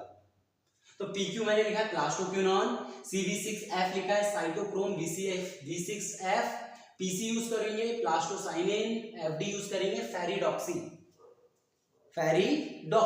क्लियर हुआ। अब देखो भैया स्टार्ट करते हैं। हाँ, ये इस बवाल क्या है, पहले इस बवाल को देखो बेटा। जो मैंने पूरे बोर्ड को वाइट वाइट माना है ना, इसको मैंने माना है स्ट्रोमा। और ये अंदर वाला जो पार्ट है ना, इसको मैंने माना है ल्यूमन। यही सेम चीज है यार, ये रहा ल्यूमन, ये रहा हमारा ल्यूमन। ये देखो एरो देख के लिखा है, आपके लिए पूरा फ्लो चार्ट बना दिया। देखो कितनी मेहनत करी आपके लिए। ठीक है, तो ये क्या बन गया, ल्यूमन। अब ल्यूमन है, अब ये क्या है, ये भी तो बता दो। ये बेटा लिपिड की बाइलेयर है यार, ये इनर वाली, ये आउटर वाली, वही है। चलो स्टार्ट करते हैं। ठीक है, अब हुआ क्या, हमारा जो ये है ना, ये पूरा फोटो सिस्टम। अरे यार मैं एक चीज तो बताना ही भूल गया आपको, ये तो बता दिया। ये वाला कौन बचाएगा, दूसरा वाला डब्बा। बेटा ये दोनों सेम है। यहाँ पे बस इतना समझिए 680, इसका मतलब ये 680 नैनोमीटर पे बढ़िया वाला काम करता है, एकदम फुल HD वाला। और ये 700 नैनोमीटर की लाइट को पकड़ के एकदम मस्त काम करता है। और यहाँ पे ये बीच में डाले क्यों गए इतनी सारी पिगमेंट, इनके बारे में बताते हैं आपको। ये पता होता है कि एक्चुअली में ये वाली जो पिगमेंट है इसलिए डाली गई है क्योंकि हर वो जो सारी सनलाइट है वो अलग अलग वेवलेंथ पे काम करती है ना यार। हर पिगमेंट अलग अलग एनर्जी को स्टोर करते हैं। हम तो ठहरे बहुत सारे कंजूस है कि नहीं है ना। अब कंजूसी पे करेंगे क्या हम लोग यार। देखो इनने बोला था क्लोरोफिल, इनने तो कसम खा ली मैं तो ब्लू लाइट को पकड़ूंगा और रेड को पकड़ूंगा, मैं तो नहीं पकड़ रहा, बाकी वो भाड़ में जान दो। फिर ये करता क्या है भैया, फिर जो दूसरे वाले पड़े हुए ना, ये बाकी बचे हुए लाइट को पकड़ते हैं। जो बचे हुए लाइट है ना उनको ये पकड़ते हैं, बाकी वाली पिगमेंट। क्लियर हो गया, रायता तो नहीं फैल रहा। रायता फैल रहा है। हाँ चलो देखो कुछ ही नहीं हुआ यार, यहाँ से जैसे सनलाइट आई, यहाँ से इलेक्ट्रॉन यहाँ से यहाँ, मतलब इलेक्ट्रॉन नहीं जा रहे, उनकी एनर्जी जा रही है। कैसे जा रही है देखो, इलेक्ट्रॉन एक जगह से कूद के बाहर गया, वहां से जब वापस आएगा तो एनर्जी रिलीज करेगा ना, ये वही वाली एनर्जी है जो कि एक दूसरे को ट्रांसफर करते जा रहे हैं। फिर इलेक्ट्रॉन यहाँ क्या, यहाँ से जंप करके प्राइमरी इलेक्ट्रॉन एक्सेप्टर ने इसका इलेक्ट्रॉन छीन लिया, बस बात खत्म, इतना ही बड़ा भी तक नहीं। सेम कहानी इसके साथ होती है। वही मैंने लिख दिया है ये सारी पिगमेंट आपकी, और इसको बोलते हैं लाइट हार्वेस्टिंग, ये आपका लाइट हार्वेस्टिंग कॉम्प्लेक्स। ये क्या है बेटा, इन्हीं डब्बों को बोलते हैं इसको, और जो बीच वाला है इसको बोलते हैं रिएक्शन सेंटर। क्लियर हुआ ना? अब देखो इस स्ट्रक्चर को देखो आप, कुछ नहीं यार, ये देखो ये 3 डब्बे, इन दोनों का काम देख लिया था इसलिए मैंने चिपका के बना दिया, बीच वाला जूम करके बनाया। ये रहा PS2, ये रहा PS1। हमने कहानी में कहां तक देखा था, कहानी में ट्विस्ट था, ये वाला हमारा जो क्लोरोफिल ए था ये हमारा गरीब हो चुका है। गरीब हो चुका है कि नहीं हो चुका? गरीब हो चुका है। अब होगा क्या देखो, जैसे ही ये गरीब हुआ, अब इसको इलेक्ट्रॉन चाहिए, अब इलेक्ट्रॉन देगा कौन? सवाल तो ये होता है। ल्यूमन के अंदर पता पानी होता है, ल्यूमन के अंदर सॉरी, ल्यूमन के अंदर होता है पानी, सनलाइट की वजह से ही टूट जाता है, और टूटता है किसमें? 2H plus oxygen plus 2 electron minus. अब देखो भैया ये क्या हुआ, इधर देखो आप, H2O 2H plus oxygen plus 2 electron minus का। अब देखो बेटा हुआ क्या, अब बोलो भैया ऑक्सीजन तो माइनस चार्ज आया नहीं यार, ये वाला प्लस और ये वाले 2 प्लस है 2 माइनस, दोनों मिलकर न्यूट्रल हो गए कि नहीं हो गए? तो ऑक्सीजन वाले 2 इलेक्ट्रॉन यहाँ पे माइनस चार्ज ये वाला शो कर रहा है। ठीक है, चलो आगे बात करते हैं। जो आपका पता है फोटोसिंथेसिस के दौरान जो ऑक्सीजन रिलीज होती है ना, पिछले अर्ली एक्सपेरिमेंट में ये बात हमने पढ़ी थी, वो ऑक्सीजन कहां से आती है? कहां से आती है? वाटर से आती है। तो देखो बेटा ये जो वाटर से ऑक्सीजन निकल रही है वही वाली ऑक्सीजन है आपकी, वही वाली ऑक्सीजन जो बाहर निकल जाएगी धीरे धीरे। ठीक है, अब चलो कहानी की तरफ बढ़ते हैं। कहानी में ट्विस्ट है, ये गरीब हो चुका था ना, ये बेचारा रो रहा है, तो ये वाला जो वाटर जो टूटा, ये दोनों इलेक्ट्रॉन यहाँ चले जाते हैं। बोलते हैं भैया तू रो मत, तू परेशान मत हो, तू मेरे इलेक्ट्रॉन रख ले। 2 क्यों जाते हैं? यहाँ पे देखो 2 होते हैं ना, ये दोनों इसलिए 2 जाते हैं। क्लियर हुआ? अब ये इसने जैसे इसको इलेक्ट्रॉन दिया, ये क्या था हमारा प्राइमरी इलेक्ट्रॉन एक्सेप्टर, जो यहाँ पे लिख दिया प्राइमरी इलेक्ट्रॉन एक्सेप्टर। क्लियर हुआ? अब देखो होगा क्या, जैसे ही यहाँ पे गया इलेक्ट्रॉन, ये ट्रांसफर करेगा इसको PQ में। PQ ये सब हम एब्रिविएशन पहले यूज कर चुके थे, ये सब क्या है आप लोग उसको रिफर करो। PQ गया, अब PQ से इलेक्ट्रॉन गया CD6F में, अब यहां से गया PC में, इलेक्ट्रॉन ट्रांसफर होता जा रहा है कंटिन्यूअसली आपका, PC में गया। अब PC से क्या हुआ, यहाँ पे थोड़ा कहानी को पॉज कर लो, थोड़ी देर कहानी को पॉज, अब अगली स्टोरी पे बढ़ते हैं। ठीक है, देखो हुआ क्या, जो ये दूसरा वाला PS1 है ना, जो PS1 है, इसके साथ भी जैसा यहाँ पे हुआ था, जो मैंने यहाँ पे दिखाया, सेम कहानी इसके पास हुई है।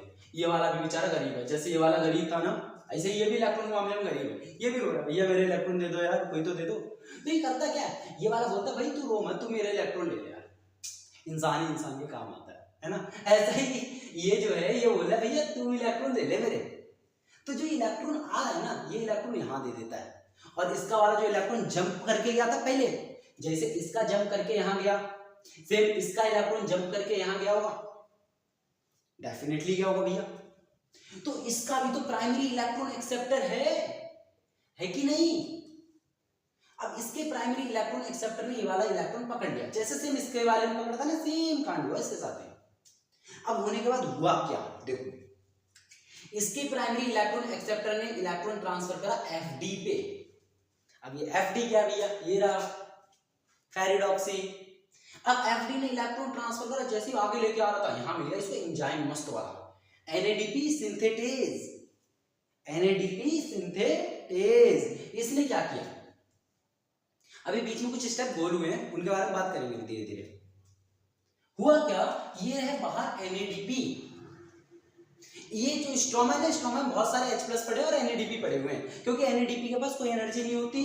ऐसे ही ADP, 2 चीजें होती हैं आपकी, ADP और NADP, इनके पास एनर्जी नहीं होती, लेकिन ADP का जो ATP होता है इसके पास होती है, और NADPH के पास होती है। ठीक है, तो हमारा आउटपुट है ये दोनों बनाना। क्लियर है? अब देखो हुआ क्या, NADP सिंथेटेज क्या करेगा, इस इलेक्ट्रॉन का यूज करेगा, और जो NADP है ना बाहर, NADP के पास एक H प्लस है आपका। अब ये H प्लस कहां से आया? स्ट्रोमा में पड़े हुए हैं यार बहुत सारे, ये दोनों स्ट्रोमा में पड़े हुए हैं। इन दोनों ने इस इलेक्ट्रॉन का यूज किया और बना दिया NADPH। इसी के लिए इलेक्ट्रॉन को यहाँ पे ला रहे थे हम, इतना ड्रामा इसी के लिए हो रहा था। NADP प्लस H प्लस ने ये वाला इलेक्ट्रॉन यूज करा और बना दिया NADPH। तो एक बाय प्रोडक्ट हमें मिल गया NADPH। अभी अपने आप कैसे बनेगा? अपने आप तो कुछ होता नहीं, तो इसके लिए एंजाइम है NADP सिंथेटेज। क्लियर हुआ? ये मुझे पूरी कहानी समझ में आ गई। H प्लस होता तो ये क्या बवाल है, इलेक्ट्रॉन यहाँ चला गया, ऑक्सीजन फोटोसिंथेसिस के बाय प्रोडक्ट की तरह बाहर हो गया। इसकी बात और कर लें।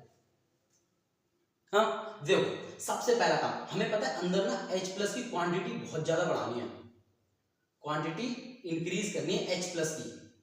क्यों करनी है अभी पता चलेगा हमें। देखो, तो ये क्वेश्चन बहुत बार पूछा जाता है कि H प्लस का ग्रेडियंट बोल देते हैं अमाउंट को, ठीक है, ठीक। तो उसको बढ़ाने के कितने मेथड हैं? यहाँ पे हम 3 मेथड यूज करते हैं। देखो, एक क्या है, एक तो यही है वाटर टूट रहा है H प्लस में।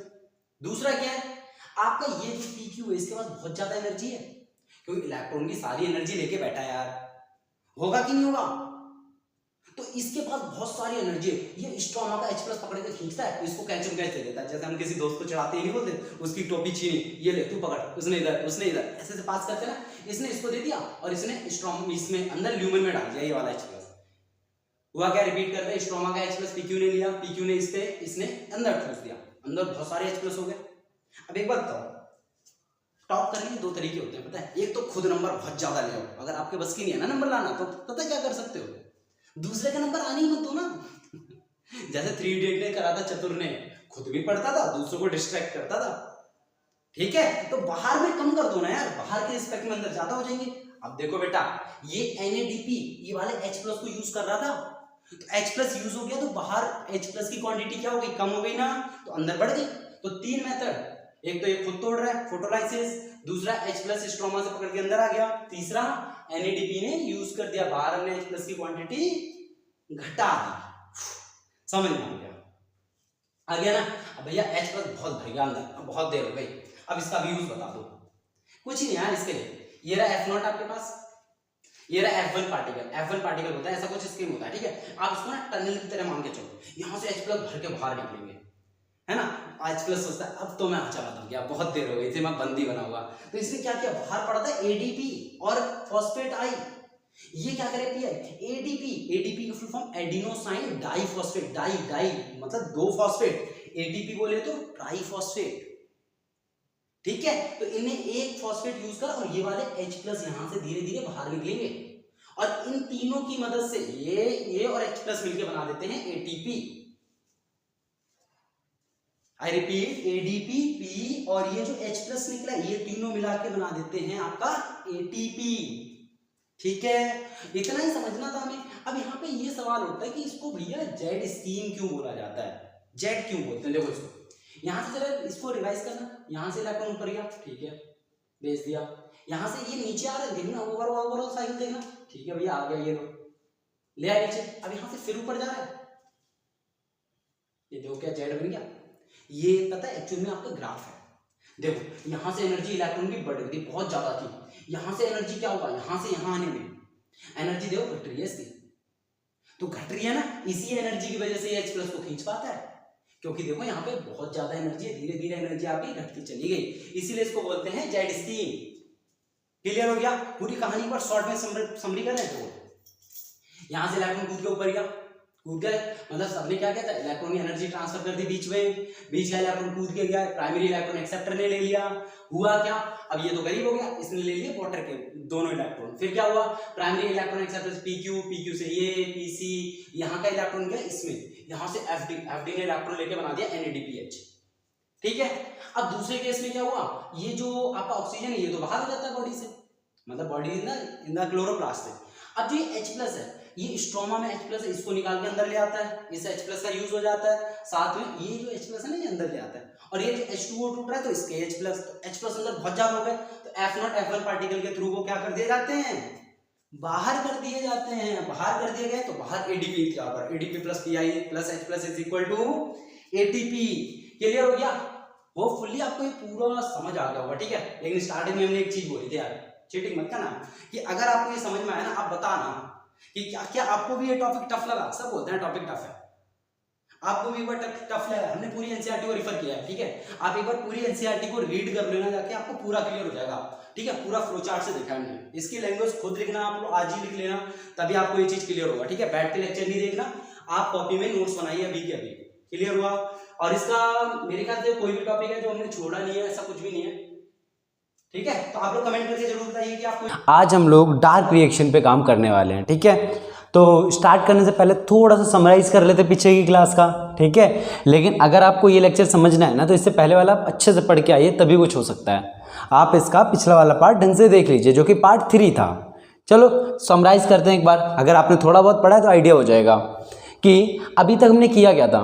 ये हमारा पूरा का पूरा क्लोरोप्लास्ट होता था, क्लोरोप्लास्ट होता था। क्लोरोप्लास्ट के अंदर होता क्या था, ये हमारा मान लो थैलाकोइड है, थैलाकोइड ना। तो थैलाकोइड के अंदर क्या हुआ था कि यहाँ पे बहुत सारे आपका लगा था फोटोसिस्टम। फोटोसिस्टम की मदद से हमें मिल क्या रहा था, यहाँ पे हमें बाय प्रोडक्ट में 2 चीज़ें मिल गई थी। एक मिल गया था एटीपी, एक क्या मिल गया था NADPH। ये चीज़ें मिल रही थी हमें, है ना, यही प्रोडक्ट मिल रहे थे हम लोगों को। अब होगा क्या, अब प्लांट के अंदर कि प्लांट तो आपको पता है CO2 लेता है, तो प्लांट CO2 लेगा और इन दोनों का यूज करेगा, और इन सब का यूज करके जो बाय प्रोडक्ट मिलेगा ना, इसको कहते हैं हम ग्लूकोज, जिसका फॉर्मूला क्या होगा C6H12O6, C6H12 and O6। Clear हो गया? आज हमें बस इतना पढ़ना है कि यही हमने अभी तक पढ़ा था, ठीक है। इसके अंदर ये था आपका पूरा लाइट रिएक्शन। अब जो ये पूरी स्ट्रोमा में जो रिएक्शन हो रही है, इसको हम बोलते क्या हैं, डार्क रिएक्शन, ठीक है। अब हमें करना क्या है, इस CO2 का और ये ATP NADPH, इन सबको मिला के जो प्रोडक्ट हमारा ग्लूकोज बन रहा है ना, तो ये एक साइकिल है, ये पूरी एक साइकिल है। इस साइकिल का ही नाम है केल्विन साइकिल, जो कि आज हमें डिटेल में पढ़नी है। क्या नाम है, केल्विन साइकिल। और इसी को हम C3 साइकिल भी बोलते हैं। क्यों बोलते हैं, इसके रीजन पे भी बात करेंगे थोड़ी देर में। आपको ऊपर ऊपर से क्लियर हुआ कि हमें आज पढ़ना क्या है? चलो स्टार्ट करते हैं, लेट्स स्टार्ट।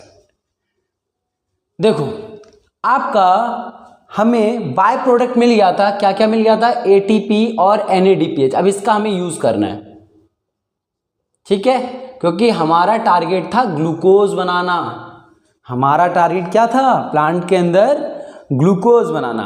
अब देखो होता क्या है, यहां पे एक RUBP नाम का एक एंजाइम होता है, ठीक है। आप इस साइकिल को पूरा छोड़ दीजिए। अरे ये तो मिट गया यार, चलो दोबारा लिख लेते हैं, रीजनरेशन। क्लियर ना? चलो देखो होता क्या है कि आप देखो आपके पास अब साइकिल है, साइकिल कहीं एक जगह से तो स्टार्ट करनी पड़ेगी। अपने लोग स्टार्ट करते हैं RUBP से, यहां से, ठीक है। अब देखो RUBP जो होता है, ये होता क्या है, RUBP एक ऐसा समझ लो कि जो कि इलेक्ट्रॉन को एक्सेप्ट करता है, प्राइमरी इलेक्ट्रॉन एक्सेप्टर। क्लियर हुआ? हुआ कि नहीं हुआ? RUBP इज क्या, प्राइमरी इलेक्ट्रॉन एक्सेप्टर। अब ये किसका इलेक्ट्रॉन मतलब ये पकड़ता है, सवाल तो ये उठता है ना कि प्राइमरी, और जनरली आपकी बुक में ये दिया नहीं होता कि प्राइमरी इलेक्ट्रॉन एक्सेप्टर है, आपके में दिया जाता है कि ये CO2 को पकड़ता है। अब CO2 को अगर पकड़ेगा, हम लोग थोड़ी केमिस्ट्री को घुसाते हैं इसके अंदर, ठीक है। वैसे बायो में इतनी नीड नहीं होती, बट हम अगर इसको डीप पढ़े तो क्या होगा, जो RUBP है, RUBP करेगा क्या, RUBP आपका एक, यहाँ पे RUBP के बारे में थोड़ी सी इंफॉर्मेशन देते हैं आपको। RUBP is your 5 carbon compound, एक 5 कार्बन का कंपाउंड होता है। अब ये क्या करता है, CO2 के साथ रिएक्शन करता है। क्या, एक काम करो, आप इसको हटा दो, इसको आप प्राइमरी इलेक्ट्रॉन एक्सेप्टर मत बोलो, ठीक है, आपके में इतना नहीं है, ठीक है। आप इसे नॉर्मल मान के चलो कि इसने क्या किया, RUBP ने CO2 को पकड़ लिया, CO2 को पकड़ लिया। अब ये 5 कार्बन कंपाउंड जो है, जो 5 कार्बन कंपाउंड है, अगर ये CO2 को पकड़ता है तो अब ये कितने कार्बन बन जाएगा। अब इसके अंदर क्या एक कार्बन और आ गया, O2 भी है, लेकिन अब इसको थोड़ी देर के लिए नेग्लेक्ट करो, तो टोटल बन क्या गया, 6 कार्बन कंपाउंड। सोचो, खुद सोचो, ये 5 कार्बन है, यहां पे लिख दे क्या, 5 कार्बन कंपाउंड। ठीक है, अब इसने CO2 लिया। अब ये CO2 कौन सा है, ये वही CO2 है जो प्लांट आपका लेता है। प्लांट CO2 लेता है ना सांस लेते टाइम, जैसे हम लोग ऑक्सीजन लेते हैं, ऐसे प्लांट क्या लेता है, CO2 लेता है। ठीक है, अब इसने CO2 लिया, 5 कार्बन तो पहले से था, तो 1 कार्बन लेके कितना बन गया, ये बन गया 6 कार्बन कंपाउंड। क्या मिल गया, 6 कार्बन कंपाउंड। देखो यहां पे सबसे पहले हमें क्या मिला, मतलब 5 carbon plus carbon which is equal to 6 carbon, जो कि एक हाईली अनस्टेबल कंपाउंड है। अब आपको पता है जो चीज अनस्टेबल होती है वो करती क्या है, जो चीज अनस्टेबल होती है वो करती क्या है, खुद तो कभी टिक नहीं सकती उस स्टेज में, तो वो खुद को तोड़ देती है। खुद को तोड़ के एक नई, यार खुद सोचो ना, कोई भी चीज है जो अनस्टेबल हो, स्टेबल बनने की कोशिश करेगी ना, अनस्टेबल फॉर्म में क्यों रहेगी कोई भी चीज। ठीक है, अब ये स्टेबल होने के लिए क्या करता है, ये 6 कार्बन है, ये अपने आप के 2 टुकड़े कर लेता है, और 2 टुकड़े में इसके बनते हैं 3-3 कार्बन के 2 टुकड़े, एक 3 कार्बन, दूसरा 3 कार्बन। 3-3 कार्बन का क्या होता है, इसके बनते हैं 2 टुकड़े। क्लियर हुआ। अब वो 2 टुकड़े जो हैं, जैसे ये देखो दिखाएं, 1 2 3, 1 2 3, ये 3 कार्बन का 1 टुकड़ा बन गया, और ये एक 3 कार्बन का 1 टुकड़ा बन गया। ठीक है, जिसका नाम होता है 3-फॉस्फोग्लिसरिक एसिड। 3-फॉस्फोग्लिसरिक एसिड। यहां से आपको पता क्या चला कि एक एसिडिक बिहेवियर शो करेगा, मतलब इसके पास होगा क्या, COOH ग्रुप होगा। कार्बोक्सिलिक एसिड होता है ना, COOH ग्रुप होता है कि नहीं होता भैया, होता है। तो और 3-फॉस्फोग्लिसरेट। अब इसका क्या करें, और हाँ देखो ये C3 साइकिल है ना, क्यों बोला गया पता है, क्योंकि ये बहुत ज़्यादा स्टेबल कंपाउंड है। तो इंपॉर्टेंट बात निकलती है यहाँ से, जो इसमें पहला कंपाउंड बनता है वो बहुत ज़्यादा स्टेबल होता है, और वो 3 कार्बन का कंपाउंड होता है। आई रिपीट, जो इसके अंदर पहला कंपाउंड बनता है वो 3 कार्बन का कंपाउंड होता है। ठीक है, और बहुत ज़्यादा स्टेबल होता है। That's why it is known as C3 cycle, इसीलिए इसे हम C3 साइकिल भी कहते हैं। क्लियर हो गया आप लोगों को, हो गया, चलो ठीक है, बहुत बढ़िया। अब इसमें हम लोग क्या करते हैं, अब ये हो गया। अब होने के बाद अब इसमें हम लोग पता, अब पैसा खर्च करेंगे। पैसे से हमारा मतलब है, पैसा तो यही है हमारा, जो ATP और NADPH हम बना चुके हैं ऑलरेडी लाइट रिएक्शन में, अब उसको लेके आएंगे। अब जो एसिड है ना, एसिड को हम करेंगे रिड्यूस, एसिड को रिड्यूस, और एसिड को रिड्यूस करने के बाद आपका बनता है एल्डिहाइड। ये तो आपको ऑर्गेनिक में पढ़ना पड़ेगा भैया। ठीक है, चलो आप एक काम करें, आपको ऑर्गेनिक की थोड़ी सी नॉलेज है, ठीक है, हम आपको चलो एक चीज बताते हैं, देखो बढ़िया वाली, इससे आपको ना कभी भूलोगे नहीं चीजें। देखो जैसे कि सबसे पहले मान लो अल्कोहल है, अल्कोहल है, अल्कोहल के आगे आप लिखो एल्डिहाइड, उसका लिख लो एसिड। आप अगर ऑक्सीडेशन करोगे ना अल्कोहल का तो एल्डिहाइड बनेगा, एल्डिहाइड का ऑक्सीडेशन करोगे तो एसिड बनेगा, और इसका रिडक्शन करोगे तो ये बनेगा, इसका रिडक्शन करोगे तो ये मिलेगा। इससे आपके केमिस्ट्री कॉन्सेप्ट क्लियर हो जाएंगे। क्लियर हो गया। याद रखने की ट्रिक बताएं, जैसे मान लो आपने अल्कोहल पी ली, दारू पी ली, अब आपके पेट में डिहाइड्रेशन होगा, डिहाइड्रेशन बोले तो एल्डिहाइड, अब आप उल्टियां करोगे, आप तो बायो के स्टूडेंट, आपको तो पता है यार पेट में एसिड होता है, तो आप एसिड की उल्टियां करोगे। ट्रिक बना लो, अल्कोहल पी, डिहाइड्रेशन हुआ और एसिड की उल्टियां कर दी। क्लियर हुआ कि नहीं हुआ। तो oxidation reduction I think clear हो गया होगा आप लोगों को। तो यहां पे हुआ क्या, यहां पे इस COOH का हुआ रिडक्शन, COOH का क्या हुआ रिडक्शन, इसको इरेज कर दें। चलो देखो, अब रिडक्शन होने के बाद यहां बना ग्लिसरल्डिहाइड 3-फॉस्फेट। अब हमको तो ये बात पता है भैया, जो एसिड है, एसिड का अगर आप रिडक्शन करोगे तो एल्डिहाइड बनेगा। और देखो अब इसको थोड़ा डीप चले क्या, आपको पता है एडिशन ऑफ हाइड्रोजन क्या होता है, बोलो बोलो जल्दी बोलो, अरे बोलो यार। Addition of hydrogen is known as reduction. अब हम करेंगे क्या, इसका ये वाला हाइड्रोजन पकड़ लेंगे, ये वाला हाइड्रोजन पकड़ के इसमें जोड़ दिया अगर, तो क्या रिडक्शन हो गया। अब बस इतना याद रखो, रिडक्शन होता है।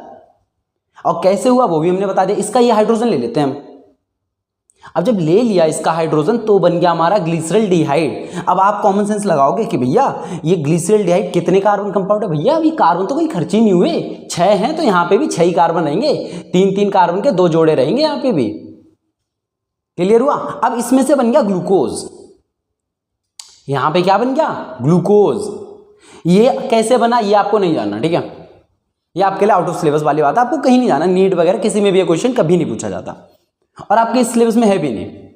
कुछ तो छोड़ो एमबीबीएस के लिए यार, हाँ सब कुछ 12th में ही सीख के जाओगे, ठीक है। हम चलो आगे बात करते हैं। तो ग्लूकोज का फॉर्मूला हम सबको पता है C6H12O6 होता है, ठीक है। अभी थोड़ी देर के लिए कंट्रोल कर लो अपनी भावनाओं को, फीलिंग्स को कंट्रोल करो थोड़ी देर के लिए, कि डाउट आ रहे होंगे ना भैया 1 कार्बन यहाँ 6 कार्बन कुछ ना। अभी बताते हैं, ये 3-3 कार्बन से कितना कार्बन हुआ, 6 कार्बन। अब भैया ये क्या कर दिया आपने, यहां से देखो हुआ क्या, एक ग्लूकोज का मॉलिक्यूल बन गया। पता है ये जो 6 कार्बन है ना, इसको पेशेंसफुली बस सुनते रहना, डाउट आएंगे पूरी बात सुनो, अपने आप क्लियर होगा। 6 कार्बन में से 1 कार्बन का यूज हो गया, बचे कितने कार्बन, 5 कार्बन बचे। 5 कार्बन रीजनरेट होके दोबारा बना लेते हैं RuBp। 6 कार्बन तो एक ने इसको दे दिया, एक दिया अभी ग्लूकोज बना नहीं है हमारा, ग्लूकोज अभी बना नहीं है, अभी बस 1 कार्बन दिया है, बचे हुए 5 कार्बन रीजनरेट हो जाते हैं। यार इतना सारा खर्चा किया है तो रीजनरेशन में पैसा नहीं लगेगा ना। तो रीजनरेट होने में आपका 1 ATP खर्च होता है, 1 ATP का मॉलिक्यूल, ठीक है। 1 ATP हमने खर्च किया, ADP हमें बाय प्रोडक्ट मिल गया। उसको तो छोड़ो, बाय ADP है वो तो हम कल के लेक्चर में ही देख चुके हैं। ADP और NADP जो हैं ये तो ऐसे ही पड़े रहते हैं, आपके स्ट्रोमा में भर के होते हैं ना, और जो स्ट्रोमा में आते हैं ना वो पता कहाँ से आते हैं, वो यहीं से आते हैं। ATP यूज कर लिया, अब ADP जाएगा कहाँ, स्ट्रोमा में पड़ा रहेगा। यहाँ पे हमने NADPH यूज किया तो यहाँ पे NADP आपका क्या जाएगा, वो बाहर पड़ा रहेगा स्ट्रोमा में, ठीक है। अब देखो हुआ क्या, अब बोलो भैया 1 कार्बन यहाँ यूज हुआ, 1 कार्बन से 6 कार्बन का कंपाउंड कैसे बन गया, सोचने वाली बात है। तो देखो ये हमने बस एक साइकिल बताई है, इसमें सिर्फ 1 CO2 ऐड हुआ है। ये साइकिल जब 6 टाइम्स होती है इंटू 6 तब जाके 1 ग्लूकोज बनता है आपका। देखो कैसे, 1 साइकिल घूम के आया, 1 कार्बन दे के आया, फिर से गया भगते हुए, 2 कार्बन दिए, 1 गया, फिर से 3 कार्बन दिए, तो 6 बार जाने पे क्या यहाँ 6 कार्बन मिल जाएंगे, इसको मिल जाएंगे कि नहीं मिल जाएंगे, तब आपका जाके ग्लूकोज का मॉलिक्यूल बनता है। अब जरा फोटोसिंथेसिस की रिएक्शन को बैलेंस करके देखो, 6 CO2 plus 6 H2O gives C6H12O6। यही होता है ना, देखो 6 कार्बन के डाइऑक्साइड के मॉलिक्यूल मिलके बनाते हैं एक ग्लूकोज। अब ये बैलेंसिंग का मतलब समझ में आया होगा, आया कि नहीं आया। तो 6 मॉलिक्यूल मिलके बनाते हैं ग्लूकोज का 1 मॉलिक्यूल। क्लियर हो गई बात, ठीक है। अब इसके अंदर क्या हुआ, ग्लूकोज का 1 मॉलिक्यूल बन गया ना हमारा C6H12O6, ठीक है। तो 6 बार साइकिल घूमेगी, खुद बन जाएगा नहीं बन जाएगा, बन जाएगा ना, ठीक है। कंफ्यूजन तो नहीं है ना कोई। तो यही क्या होगा, क्योंकि 1 कार्बन 1 बार में निकल रहा है तो दोबारा कार्बोक्सिलेशन हो। कार्बोक्सिलेशन का मतलब होता है addition of carbon dioxide, addition of CO2 is known as your carboxylation, ठीक है। अब यहाँ पे हुआ क्या, ये सारा काम हमारा हो गया, हमें देखो प्रोडक्ट में ग्लूकोज मिल गया। तो ये साइकिल कितनी बार होती है, 6 बार। हिसाब लगाओ जरा, हिसाब लगाओ, हिसाब किस चीज का लगाना है। 2 ATP खर्च हुए और 1 ये 3 ATP। एक साइकिल में कितने ATP खर्च होते हैं, 3 ATP हुए, 2 यहाँ पे ATP, 1 ATP यहाँ पे, 3 ATP। तो 6 साइकिल में कितने ATP खर्च होंगे यार, कॉमन, ये तो कॉमन मैथ है, 18 ATP होगा खर्च, 18 ATP खर्च होगा। जब एक साइकिल में 3 ATP हो रहे हैं, 2 और 1, तो 6 साइकिल में कितने हो गए, 6 × 3 कर दो तो 18 ATP हो गए। अब 2 NADPH एक साइकिल में यूज हो रहा है, तो 6 साइकिल में 12 NADPH। तो 1 ग्लूकोज का मॉलिक्यूल बनाने में इतना तो हमारा खर्चा हो जाता है। तो इसके बाद जाके हमारा ग्लूकोज बनता है, ठीक है। क्लियर हो गया। अभी देखो इस बार शॉर्ट में कर लेते हैं, एक बार पूरा समराइज की क्या था, यही था हमारा पूरा केल्विन C3 साइकिल। इसके बाद तो कुछ नहीं है, हमें देखो ग्लूकोज मिल तो गया, ठीक है। अब देखो हुआ क्या था, RuBp हमारा एंजाइम था, रुबिस्को की हेल्प से, रुबिस्को, और ये रुबिस्को की फुल फॉर्म क्या होते हैं हमने यहाँ पे लिख दिया, ठीक है, राइबोलोज बाइफॉस्फेट कार्बोक्सिलेज ऑक्सीजनेज, ठीक है। अब हुआ क्या, आरयूबीपी में जो आपका आरयूबीपी था 5 कार्बन कंपाउंड, उसने रुबिस्को का यूज किया, कार्बोक्सिलेशन किया, मतलब CO2 को जोड़ा, 3 कार्बन का फर्स्ट स्टेबल कंपाउंड बनाया। उसके बाद बन गया एसिड, उसका कर दो रिडक्शन में बना एल्डिहाइड से बनाया ग्लूकोज और रीजनरेट कर दिया वापस आरयूबीपी। आसान था ना यार, ठीक है। तो यही पूरी साइकिल चलती रहती है, ग्लूकोज हमें मिलता रहता है, ठीक है। अब इसमें बस इतना ही था आपका केल्विन C3 साइकिल। अब इसके अंदर हमारा क्या क्या बचा हुआ, फोटोफॉस्फोराइलेशन बचा हुआ है, C4 बचा है। कैंप्स में हम लोग पढ़ने वाले हैं फोटो रेस्पिरेशन कि फोटो रेस्पिरेशन क्या होता है। हम अभी पहले थोड़ा सा समराइज कर लेते हैं, ये आपके लिए पूरा फ्लो चार्ट लेके आए हैं, ठीक है। इसको आपके लिए नोट्स बन जाएगा पूरा, ये है ना। तो अभी हम लोग बात करेंगे, सबसे पहले पुराना थोड़ा सा समराइज करेंगे, अभी तक हमने क्या पढ़ा था उससे थोड़ा सा रिलेटेड है ना। चलो देखो, हमने सबसे पहले पढ़ा था आरयूबीपी नाम का एक एंजाइम होता है जो कि क्या करता है, कार्बोक्सिलेशन करता है, मतलब CO2 नाम का जो CO2 होता है उसको पकड़ता है। किसकी मदद से पकड़ता है, कौन सा एंजाइम, आरयूबीपी, कौन सा एंजाइम होता है, बोलो बोलो बोलो,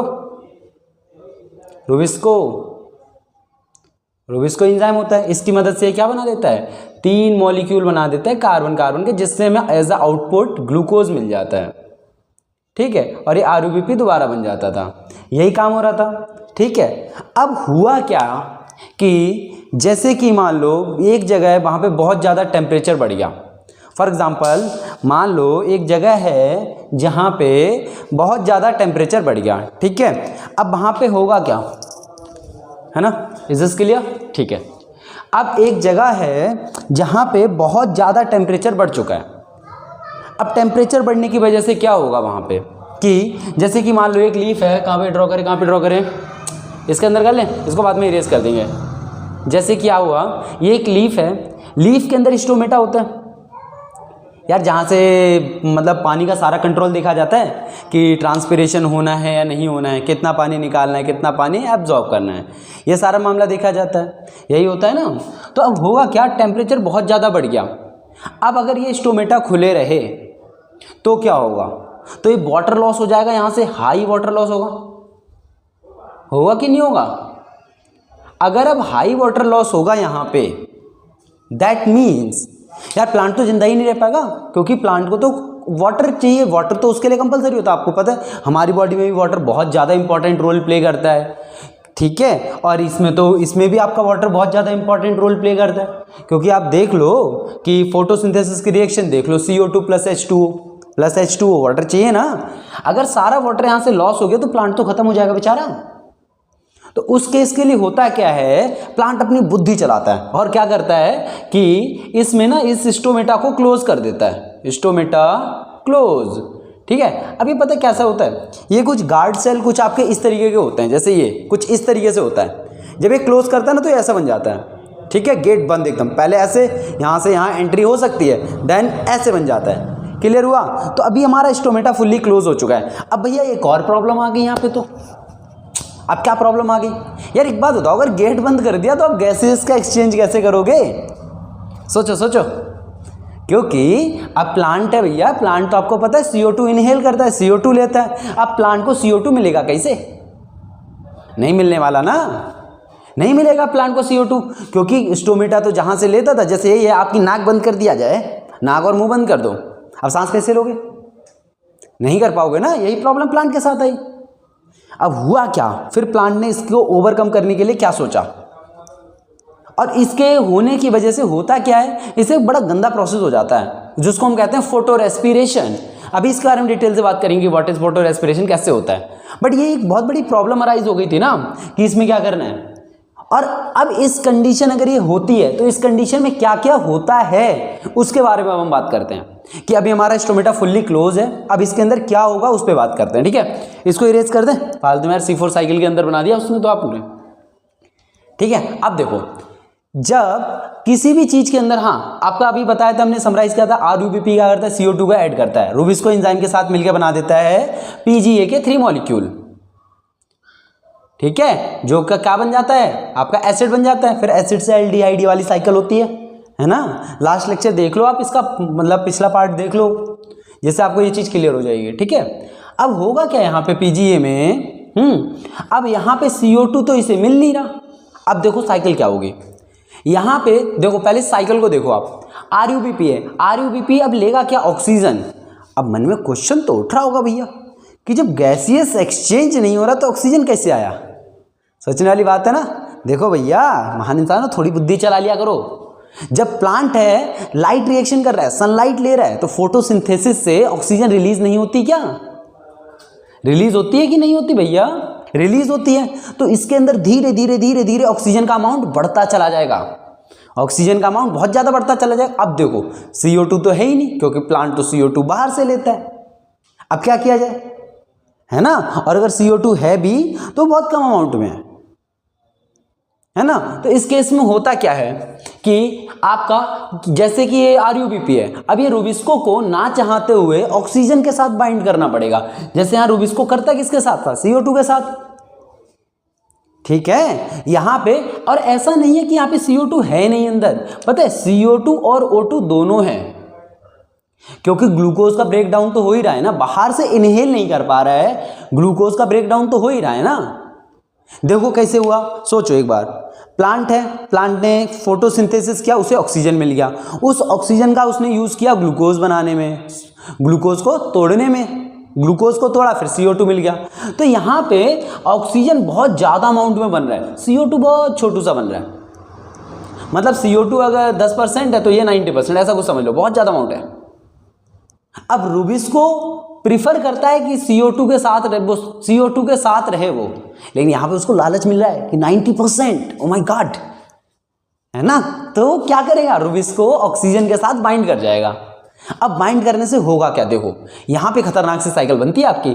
RUBP जो है आपका, ये क्या करता है, रुबिस्को की हेल्प से, रुबिस्को एक एंजाइम है जो ये ऑक्सीजन के साथ बाइंड करके आपका क्या बना देता है, आपको पता होना चाहिए, लास्ट क्लास में बताया था। RUBP आपका एक 5 कार्बन कंपाउंड होता है, 5 कार्बन कंपाउंड होता है। जब ये रुबिस्को ऑक्सीजन के साथ मिक्स होता है तो ये बहुत खतरनाक कंपाउंड बना देता है। देखो लिख ही दिया हमने, खतरनाक कंपाउंड फॉर्म्ड, ठीक है। अब विच यूज्ड, अब ये यूज्ड क्या करता है, ये एक ATP और यूज कर लेता है यार। अब चलो ठीक है, इसने एक ATP यूज कर लिया, चलो जाओ, पैसा बहुत है ना, एंजॉय करते हैं, ठीक है भैया कि ATP उनने खर्च कर ली, लेकिन ATP खर्च करके कुछ तो दे दो हमें। यहाँ पे यार ग्लूकोज बना ही नहीं, and no glucose is formed, कोई फायदा ही नहीं हुआ इसका। अब बाद में इसने रीजन रेट तो कर लिया RUBP, ठीक है, लेकिन इस साइकिल का कोई फायदा है। हम साइकिल चला किस ले रहे थे, ताकि हमें ग्लूकोज मिल जाए, इसीलिए चला रहे थे ना साइकिल। अब साइकिल में ग्लूकोज मिला ही नहीं, टोटल वेस्ट, कोई फायदा ही नहीं हुआ, ठीक है। इसको क्या कहते हैं, इस पूरे को हम कहते हैं फोटो रेस्पिरेशन। अब इसको रीड करो एक बार, there is a lot of oxygen in high temperature, मतलब आपका जब टेम्परेचर बहुत ज़्यादा हाई है सराउंडिंग का, तो प्लांट के अंदर लॉट ऑफ ऑक्सीजन होगा कि नहीं होगा, बहुत ज़्यादा ऑक्सीजन होगा।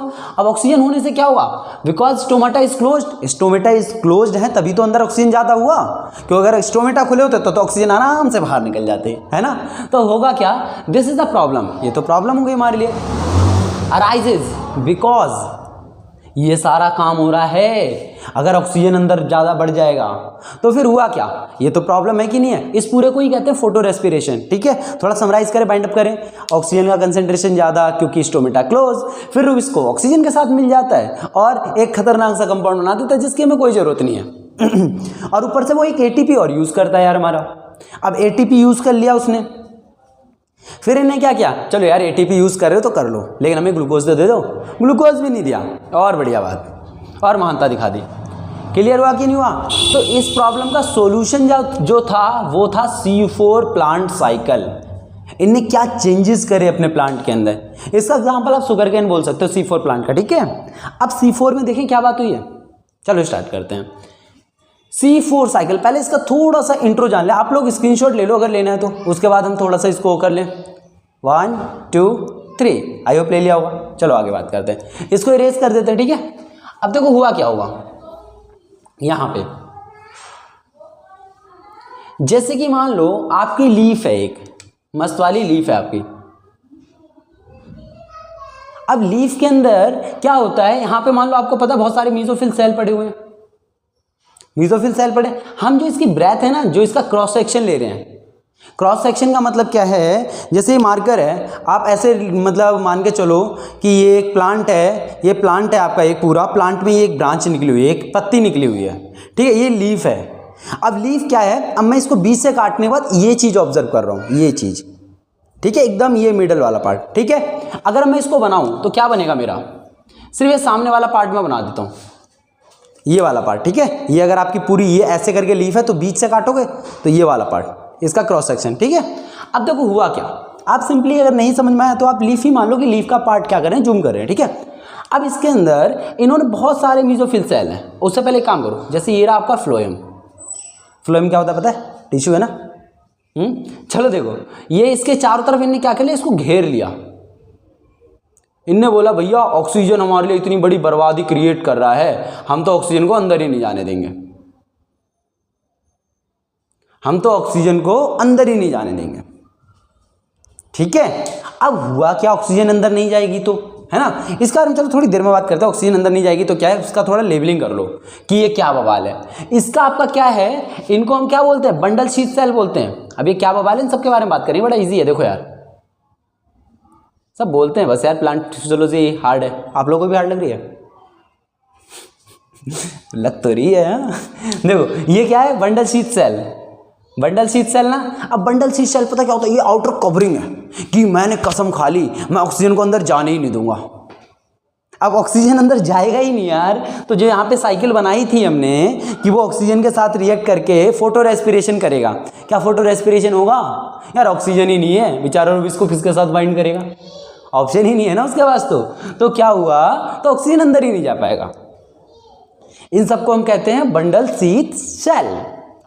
अब जो अंदर वाला पार्ट है इसको कहते हैं फ्लोएम, और इसके चारों तरफ ये बड़े बड़े ये पड़े हैं आपके मीजोफिल सेल। बेसिक स्ट्रक्चर समझ में आ गया क्या है, बेसिक स्ट्रक्चर, ठीक है। मैं आपको आउटपुट बताता हूँ कि इसमें क्या करने वाले हैं, थोड़ा सा ऊपर ऊपर से कहानी देखो, कुछ नहीं है यार। यहाँ पे देखो ऑक्सीजन CO2 दोनों अंदर जाना चाहते हैं। आपको पता है मीजोफिल सेल के अंदर लाइट रिएक्शन ऑलरेडी हो चुकी है, मीजोफिल के अंदर ही तो होता है क्लोरोप्लास्ट, ठीक है। लेकिन डार्क रिएक्शन यहाँ पे इसमें यहाँ होती है, डार्क रिएक्शन, सॉरी मैंने अंदर बोल दिया फ्लोएम में यार, ये बंडल शीथ सेल में होती है डार्क रिएक्शन। अब डार्क रिएक्शन कैसे हो रही है, वहाँ पे देखो, यहाँ से ऑक्सीजन CO2 दोनों प्रेजेंट है, यहाँ पे O2 भी है और CO2 भी है, दोनों प्रेजेंट है। अब दोनों यहाँ पे अंदर घुसने की कोशिश कर रही हैं, अब जो अंदर पहुंच गया उसी का काम हो जाएगा। अगर ऑक्सीजन अंदर पहुंच गया तो फोटो रेस्पिरेशन हो जाएगा, अगर CO2 अंदर पहुंच गया तो C3 साइकिल मिल जाएगा, जो कि हम चाहते हैं। हमें क्या मिल जाएगा, ग्लूकोज मिल जाएगा। क्लियर हो गया, बेसिक स्ट्रक्चर क्लियर हुआ। यही यहाँ पे बनाया हुआ, ध्यान से देखो। अब इसको बीच वाला फ्लोएम, ये सारा क्या है, bundle sheath cell. Bundle sheath cell, bundle sheath cell किस लिए हैं, इसको कवर करने के लिए। बंडल शीथ सेल किस लिए हैं, इसको चारों तरफ से क्रिएट कर दें। यहाँ पे दिखाया ना, ऑक्सीजन और CO2 दोनों को अंदर ना जाने दे। क्लियर हुआ। अब इसके ये चारों तरफ क्या है, ये है यहाँ पे मीजोफिल सेल, यहाँ पे क्या है, ये मीजोफिल सेल। आई होप आपको अब साउंड क्लियर आ रहा हो, ठीक है। वहाँ से थोड़ा सा डिस्टर्बेंस है, ठीक है ना। अगर ना आए तो थोड़ा सा स्किप कर लेना यार, क्या करें। तो यहाँ पे क्या हुआ, मीजोफिल सेल, ठीक है। यहाँ पे थोड़ा फोकस करके सुन लो।